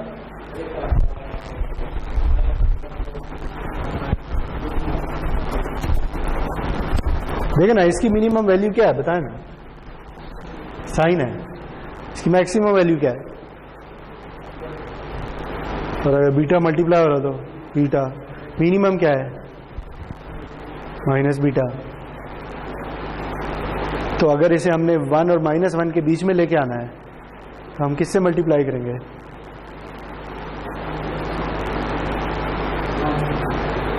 वन से मल्टीप्लाई करेंगे। तो अगर वैल्यू बीटा और माइनस बीटा के बीच में है और अगर हमने उसे 1 और -1 के बीच में लाना है तो हम किससे मल्टीप्लाई करेंगे? 1 और बीटा से। ठीक है, तो A की वैल्यू कम से कम 1 और बीटा तो होनी चाहिए। इससे अगर ज्यादा होगी तो वो 1 और -1 से भी थोड़ा अंदर चला जाएगा। तो हम ये कह सकते हैं कि A should be greater than और इक्वल टू 1 और बीटा। ठीक है, यानी बड़ी कर लो तो कर लो, मर्जी है, लेकिन कम से कम 1 और बीटा तो होनी चाहिए। सही है।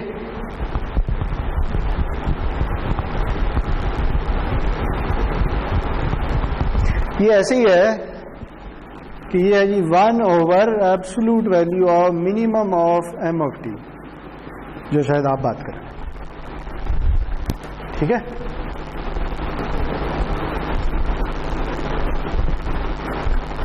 नहीं, जो भी मिनिमम वैल्यू है होगी नेगेटिव, उसे पॉजिटिव बना लें। ठीक है, और उसका इनवर्स, जैसे उस केस में क्या थी? माइनस मिनिमम वैल्यू, तो ये 1/2 हो जाएगा। ठीक, चलें जी आगे चलें, जल्दी जल्दी बताएं कि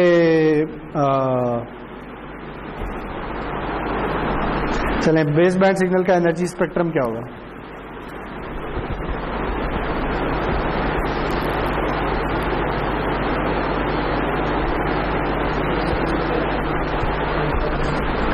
AC square delta F plus A square beta square AC square over 4 delta of F plus FM plus delta of F minus F। ये ठीक है? ठीक है जी। इसे अगर ड्रॉ कर लें तो ये किस तरह का नजर आएगा?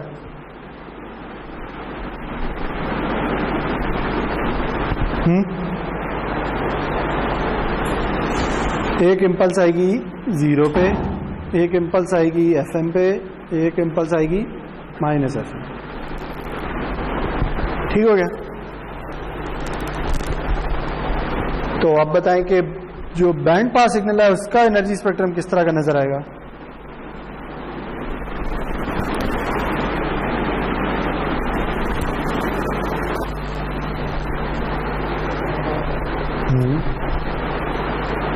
ये बेस बैंड क्या है? ये GXZ ऑफ F। तो GXC ऑफ F क्या होगा? ये वैल्यू है AC² और ये वैल्यू है A² β² AC² / 4। ये उठ के सारा FC पे चला जाएगा और ये वैल्यू क्या होगी? इसका हाफ। ये हो जाएगी AC² / 2 और ये होगी A² β² AC² / 8 और इसी की एक कॉपी -FC पे भी चली जाएगी। ठीक है?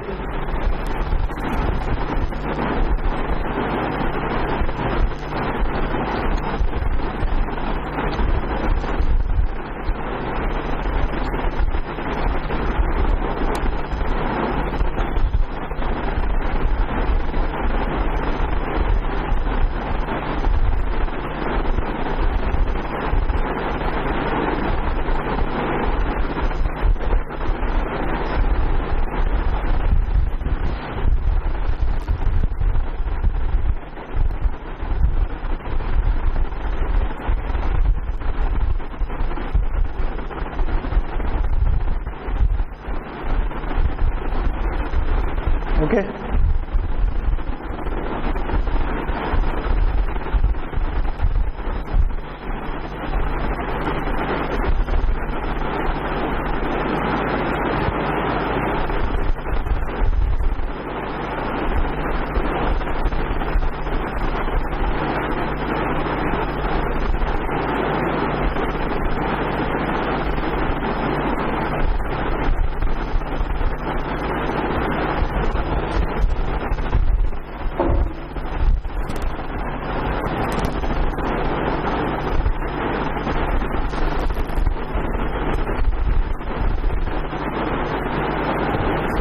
चलेंगे आगे चलते हैं। तो ये LCM खत्म हो गई है। ठीक है?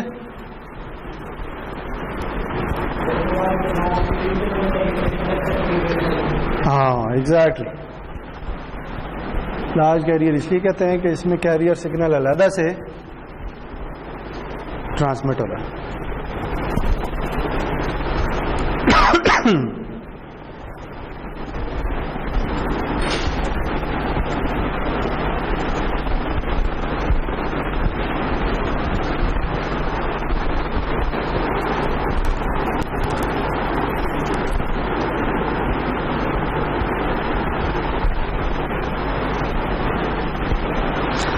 अच्छा, अब आगे चलने से पहले ना एक असाइनमेंट है।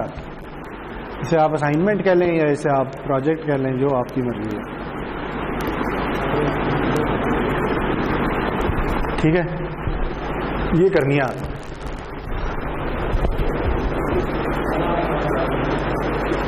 वो इसलिए मैंने असाइनमेंट का नाम दे दिया।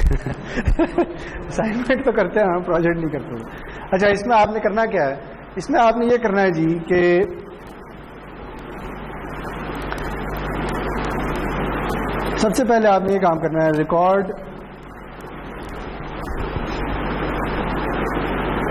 a sample of your own voice। ठीक है जी, saying कुछ भी कह लो यार, कम्युनिकेशन सिस्टम्स, यही कह लो।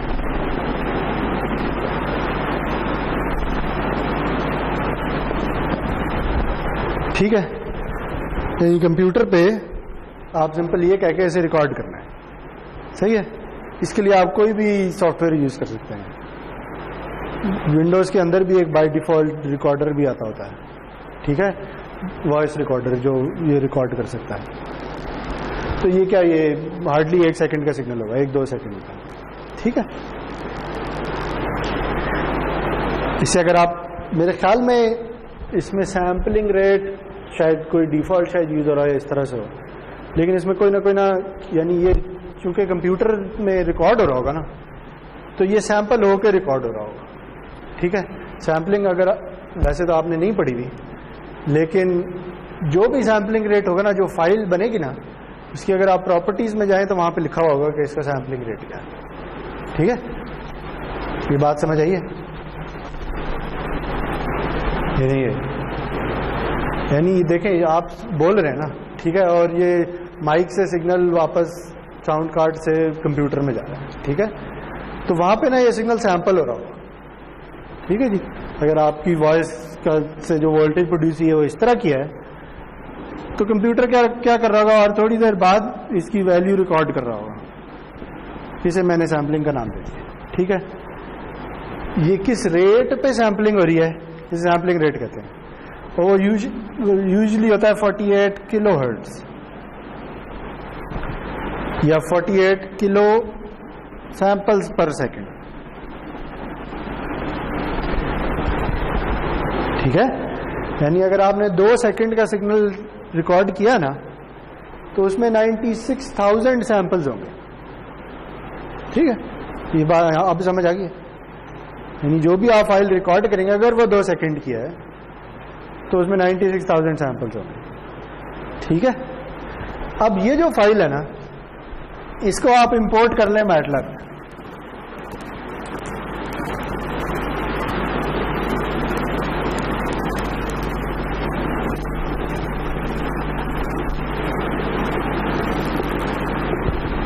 ठीक है। जब आप इसे इंपोर्ट करेंगे ना मैटलैब में, तो ये जो 96,000 सैंपल, ये जितने भी सैंपल हैं, ये एक एज एन अरे आपके पास मैटलैब में आ जाए, ठीक है। बात समझ आएगी? ओके, ठीक है। अच्छा, आप मुझे ये बताएं कि अगर ये सैम्पलिंग रेट है फॉर एग्जांपल, सही जी, और आपका टाइम 0 से शुरू हो रहा है, सही है। ये अगर सैंपल आपने 0 सेकंड पे लिया है, तो ये वाला कब लेंगे, किस सेकंड पे लेंगे, ये आप कैलकुलेट कर सकते हैं? हाँ, कितने टाइम बाद मिलेगा?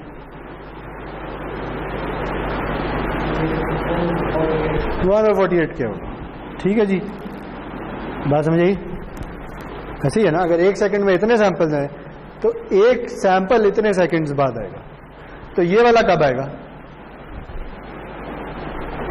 ये आएगा 2/48 के एक बाद, ठीक है। और इसी तरह चलते जाएंगे, सही।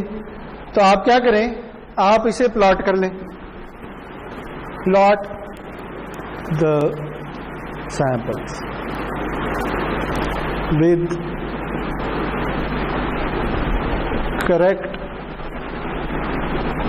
Time axis. तो मैं कहता हूं ना करेक्ट टाइम एक्सिस, तो इसका मतलब यह है कि ये जो एक्स एक्सिस है ना, ये भी आपने उसे देना होगा। ये ना हो कि यहाँ पे 0 1 2 3 4 लिखा हुआ है ना। अगर आप मैटलैब में कहते हैं प्लॉट एक्स, तो क्या करता होता है? कभी किया? हाँ, जो भी एक्स होगा, से एक्स की वैल्यूज है 1 2 3 4, तो प्लॉट कैसा आएगा? 1 2 3, चलें 1 2 3 और -1 है, -1 ऐसा ही आएगा ना। इसकी वैल्यू होगी 1 2 3 और -1, लेकिन इधर क्या वैल्यू आ रही होगी? इंडेक्स पे। मैटलैब का इंडेक्स कहाँ से शुरू होता है? 1 से शुरू होता है। यहाँ 1 आ रहा होगा, यहाँ पे 2, यहाँ पे 3, यहाँ पे 4, ठीक है। अगर आप ये काम करें ना मैटलैब में, तो इस तरह से आ रहा होता है, ठीक है। क्यों? क्योंकि आपने इसे एक्स एक्सिस दिया ही नहीं है, ठीक है। अगर आप अलहदा से एक वेक्टर बना लेना, से उसकी वेक्टर की वैल्यूज है 0 1 2 3, और इस वेक्टर को मैं नाम दे देता हूं y, ये x, और आप लिखें प्लॉट y, x, तो फिर वो इसे एक्स एक्सिस लेगा और इसे वाई एक्सिस लेगा। तो अब यहां पे क्या आएगा 0 1 2 3। तो अब अगर आपने यहां 0 1 2 3 की बजाय ये प्लॉट कराना है तो आपको इसकी एक अरे बनानी पड़ेगी, बना लेंगे। यानी यहां पे 1 आ रहा हो, यहां पे 1/48 के आ रहा हो, यहां पे 2/48 के आ रहा हो, यहां पे 3/48 के, जो भी वैल्यू बनती है मुझे नहीं पता, 1/48, और ये चलता जाएगा। अगर 1 सेकंड का सिग्नल ड्रॉ किया तो आखिरी वैल्यू क्या होगी 1, 48/48 1 होगी। यानी ये जो एक्सेस है ना, ये एब्सोल्यूट टाइम का एक्सेस हो जाएगा फिर, बजाय इसके के सैंपल्स लिखे में। बात समझ आ गई? उस करेक्ट टाइम एक्सेस का क्या मतलब है, मुझे मैंने उधर लिखा है। इसके लिए अलग अलग से अरे बनाए, ये बनाए ना, ये सीख लें, इसमें कौन सा मुश्किल काम। समझ आ गया ना क्या करना है, कैसे करना है, या आपने करना है, यही तो असाइनमेंट है। ये ढूंढे ना, ये मिल जाएगा, ये ढूंढे, ये फंक्शन मिल जाएगा।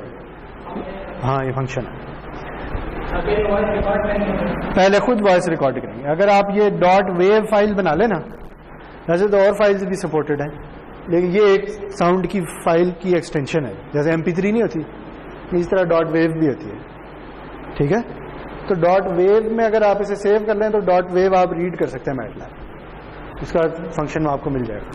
ठीक है, तो वेव रीड या इस तरह का कोई फंक्शन होगा, सर्च कर लें, इसमें क्या है मिल जाएगा यार, कोई टेंशन की बात नहीं है।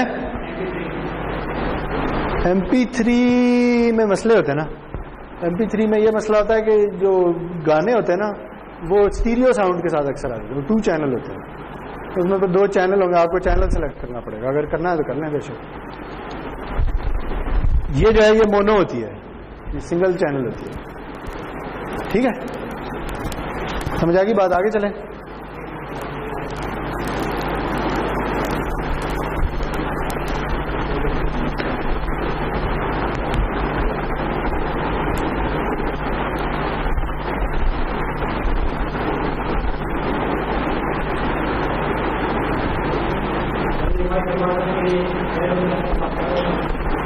हाँ, वॉइस रिकॉर्डर या इस तरह का कोई ना कोई होगा, नाम मिलेगा, डाउनलोड कर लें, मिल जाएगा यार, होते हैं।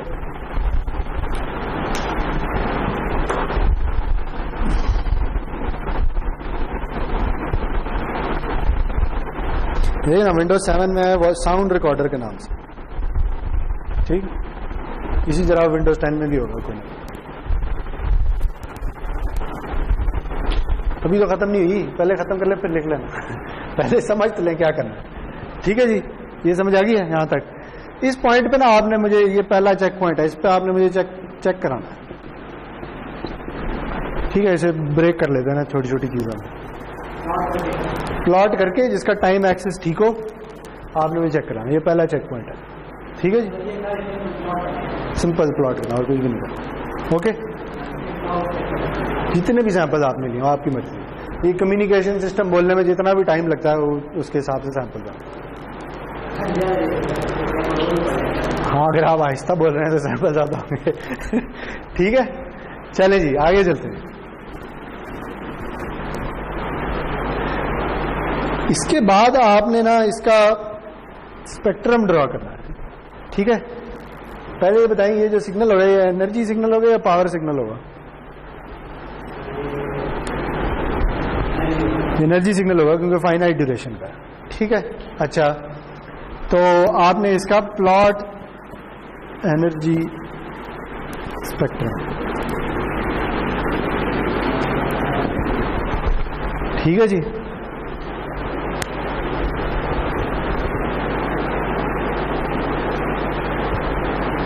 सही है, इसमें मैं आपकी हेल्प कर देता हूँ, ये चीजें आपने नहीं पढ़ी नहीं। इसमें आपने एक तो फंक्शन यूज करना है FFT का।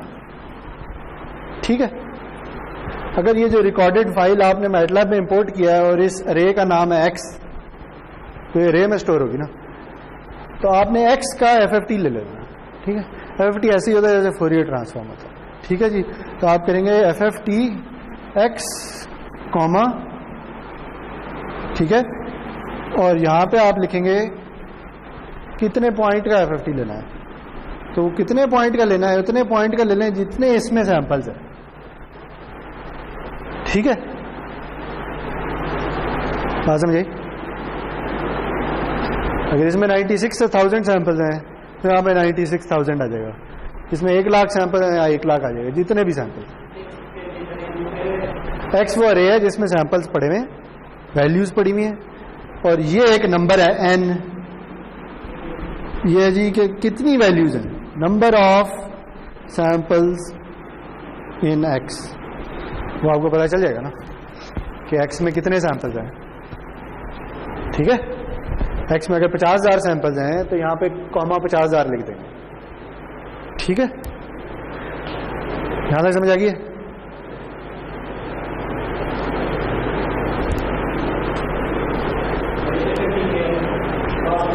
FFT fast Fourier transform. ठीक है, अच्छा ये क्या करता है, ये बहुत अच्छा सवाल है। ये करता है जी कि अगर आपका ये सिग्नल है ना और इसका फोरियर ट्रांसफॉर्म से इस तरह का, मैं ऐसी एक एग्जांपल ले रहा हूं। ठीक है जी, ये आपका सिग्नल है और इसका फोरियर ट्रांसफॉर्म इस तरह का है। ठीक, और इसमें जो मैक्सिमम वैल्यू है ना वो से 24 किलोहर्ट्ज, ये 24 से -24 तक जाता है। ठीक है, यहां तक ठीक है? FFT ये करता है कि वो इस फोरियर ट्रांसफॉर्म के भी सैंपल ले लेता है। ठीक है, जैसे हमने इसके कंप्यूटर ने खुद सैंपल लिए थे ना, जब आपने रिकॉर्ड किया था तो मैंने क्या कहा, कंप्यूटर क्या करता है, हर थोड़ी देर बाद इसकी वैल्यू रिकॉर्ड कर लेता है। तो FFT क्या करता है, वो हर थोड़ी देर बाद इसके फोरियर ट्रांसफॉर्म की वैल्यू रिकॉर्ड कर लेता है। ठीक है, ये बात समझ आ गई? कितनी वैल्यूज रिकॉर्ड करता है, जितनी आपने उधर n दिया। ये भी समझ आ गई? ठीक है, तो अगर आपको ये समझ आ गई है तो आपके ख्याल में ये जो पहली वाली वैल्यू होगी, ये पहली वाली वैल्यू होगी, ये अगर शुरू हो रही है -24K से, तो ये अगली वाली वैल्यू कहां पे होगी? हाँ, अगर ये मिनिमम फ्रीक्वेंसी -24 किलोहर्ट्ज है तो इससे अगला सैंपल कहां पे आएगा?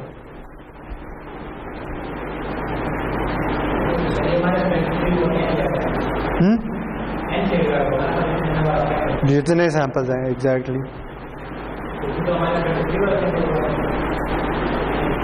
जरूरी था, ये कैसे डिसाइड होगा? 1/n तो आएगा ही सही, यानी आएगा -24K + 1/n, साथ कुछ और भी तो आएगा। आपने इस पूरे रीजन को n सैंपल्स में डिवाइड कर दिया, ऐसे ही किया ना, तो फिर इधर क्या आएगा? फिर आएगा 48K/n। ऐसे ही नहीं है ना, ये पूरी रीजन 48 के है ना, इसके n डिवीजन से बना लिए, तो एक डिवीजन कितनी होगी 48K/n? ऐसे ही नहीं है? जरा सादा कर लें, अगर ये -5 से 5 तक है और आपने इसके 100 सैंपल लिए, ठीक है, तो एक से अगले सैंपल में कितना डिफरेंस होगा? वो होगा जितनी इसकी टोटल विड्थ है ओवर टोटल सैंपल, इतना ही होगा ना? क्या ख्याल है? समझ यही बात ये नहीं है? लेकिन अगर इसे और कम कर लें, इसके 10 सैंपल ले लें, तो स्टेप कितने का होगा? 1 का, 1 का ही होगा ना, -5 -4 ब्ला ब्ला चलते चलते यहाँ पर। ठीक, तो जितनी विड्थ है डिवाइडेड बाय जितने सैंपल, ये समझ आ गई? अच्छा, अब ये वाली वैल्यू क्या है आपके केस में? ये वाली जो वैल्यू है ना, ये वैल्यू होगी इसका हाफ, जो भी है ये आपको कहां से पता चलनी थी? उस फाइल की प्रॉपर्टीज में जाके। ठीक है, तो ये क्या होगी वैल्यू? जो भी ये वैल्यू है, इसे मैं अगर नाम दे दूं fs का, तो ये क्या होगी? ये होगी fs/2 माइनस, और ये होगी प्लस fs/2। ठीक है, ये बात समझ आ गई? तो फिर ये क्या होगी, ये होगी fs/n, और ये क्या होगी, ये होगी -fs/2। ठीक है, सबको fs कर दिया। ठीक है, याद रहेगा। अगर ये सब कुछ समझ आ गया ना, तो अब आपने ये करना है कि इसे मैं कोई नाम दे रहा हूं, इसे कैपिटल X कह देते हैं। ठीक है, तो ये हुआ क्या है, ये सारा काम करने से हुआ ये कि इसमें फोरियर ट्रांसफॉर्म के सैंपल्स आ गए। ठीक है, समझ आ गई बात। तो अब अगर मैं इसका मैग्नीट्यूड स्क्वायर ले लूं तो वो क्या होगा, वो इसका एनर्जी स्पेक्ट्रम होगा। ठीक है जी, तो आपने एनर्जी स्पेक्ट्रम प्लॉट करना है विद करेक्ट फ्रीक्वेंसी एक्सिस।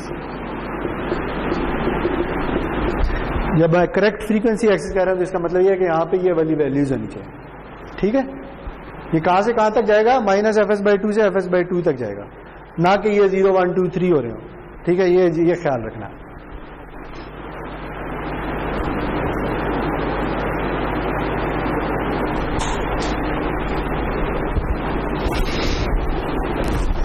यहां तक समझ आ गई है? जल्दी जल्दी करें यार। ये हो गया। तो अब आपने क्या करना है, आखिरी काम आपने ये करना है, perform DSB/AM of X and plot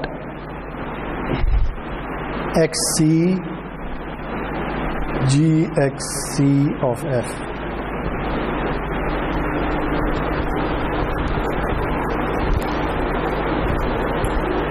ठीक है जी, ये दूसरा चेक पॉइंट है। वैसे यहां पे दूसरा चेक पॉइंट है, 3 चेक पॉइंट है, और ये तीसरा चेक पॉइंट है।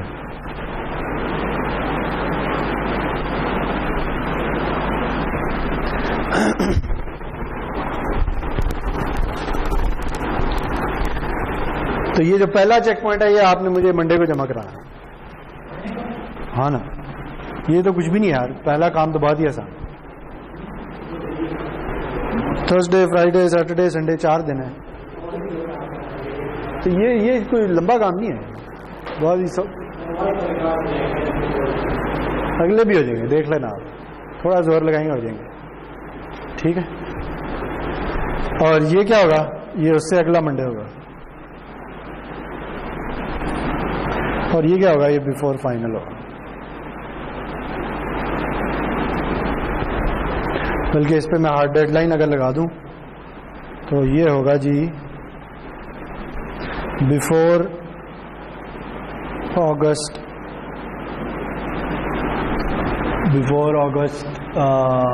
ये चलें डेडलाइन सीधी सीधी लगा दें।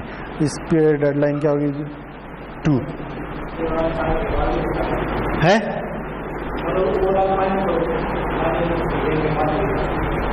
ना ना ना, ये डेडलाइन है अगस्त 2। ठीक है, 2 अगस्त को बुध होगा, आखिरी क्लास होगी। है फाइनल से पहले पहले जमा कराना है, यही तो बता रहा हूँ। नहीं, उससे पहले कराना। ठीक है जी। अच्छा, इसमें अब ये जो चीजें है ना कि ये कैसे प्लॉट करने हैं, ये और ये आप मुझसे ऑफलाइन पूछ सकते हैं अगर पूछें तो, लेकिन पूछना चाहें। ठीक है, यानी इसलिए मैं इसकी तफसील में नहीं जाना चाह रहा। पहले ये 2 कर लेना, ये 2 जब आप कर चुके होंगे तो आप काफ़ी चीज़ें क्लियर हो चुकी होंगी मैटलैब की। ठीक है, फिर इसकी बात करेंगे कि ये कैसे करना है। ओके, ये सारा कुछ मैटलैब में कोडिंग के थ्रू करना है। ये अगर आप कोड करना शुरू करें तो ये ज़्यादा 10-12 लाइनें होंगी, इससे ज़्यादा नहीं होगा। मजाक नहीं कर रहा, इतनी होंगी। ठीक है जी। अच्छा, तो ये इसका ख्याल रखें, ये असाइनमेंट की डेडलाइन का ख्याल रखें। और हमने 2 मॉड्यूलेशन स्कीम्स पढ़ ली हैं, DSB/AM और LCM। अच्छा, वो बात और इसके बाद एक और मॉड्यूलेशन स्कीम रह गई है एम्पलीट्यूड मॉड्यूलेशन में, चैप्टर खत्म हो जाएगा और हम एंगल मॉड्यूलेशन पे चले जाएंगे। ठीक है।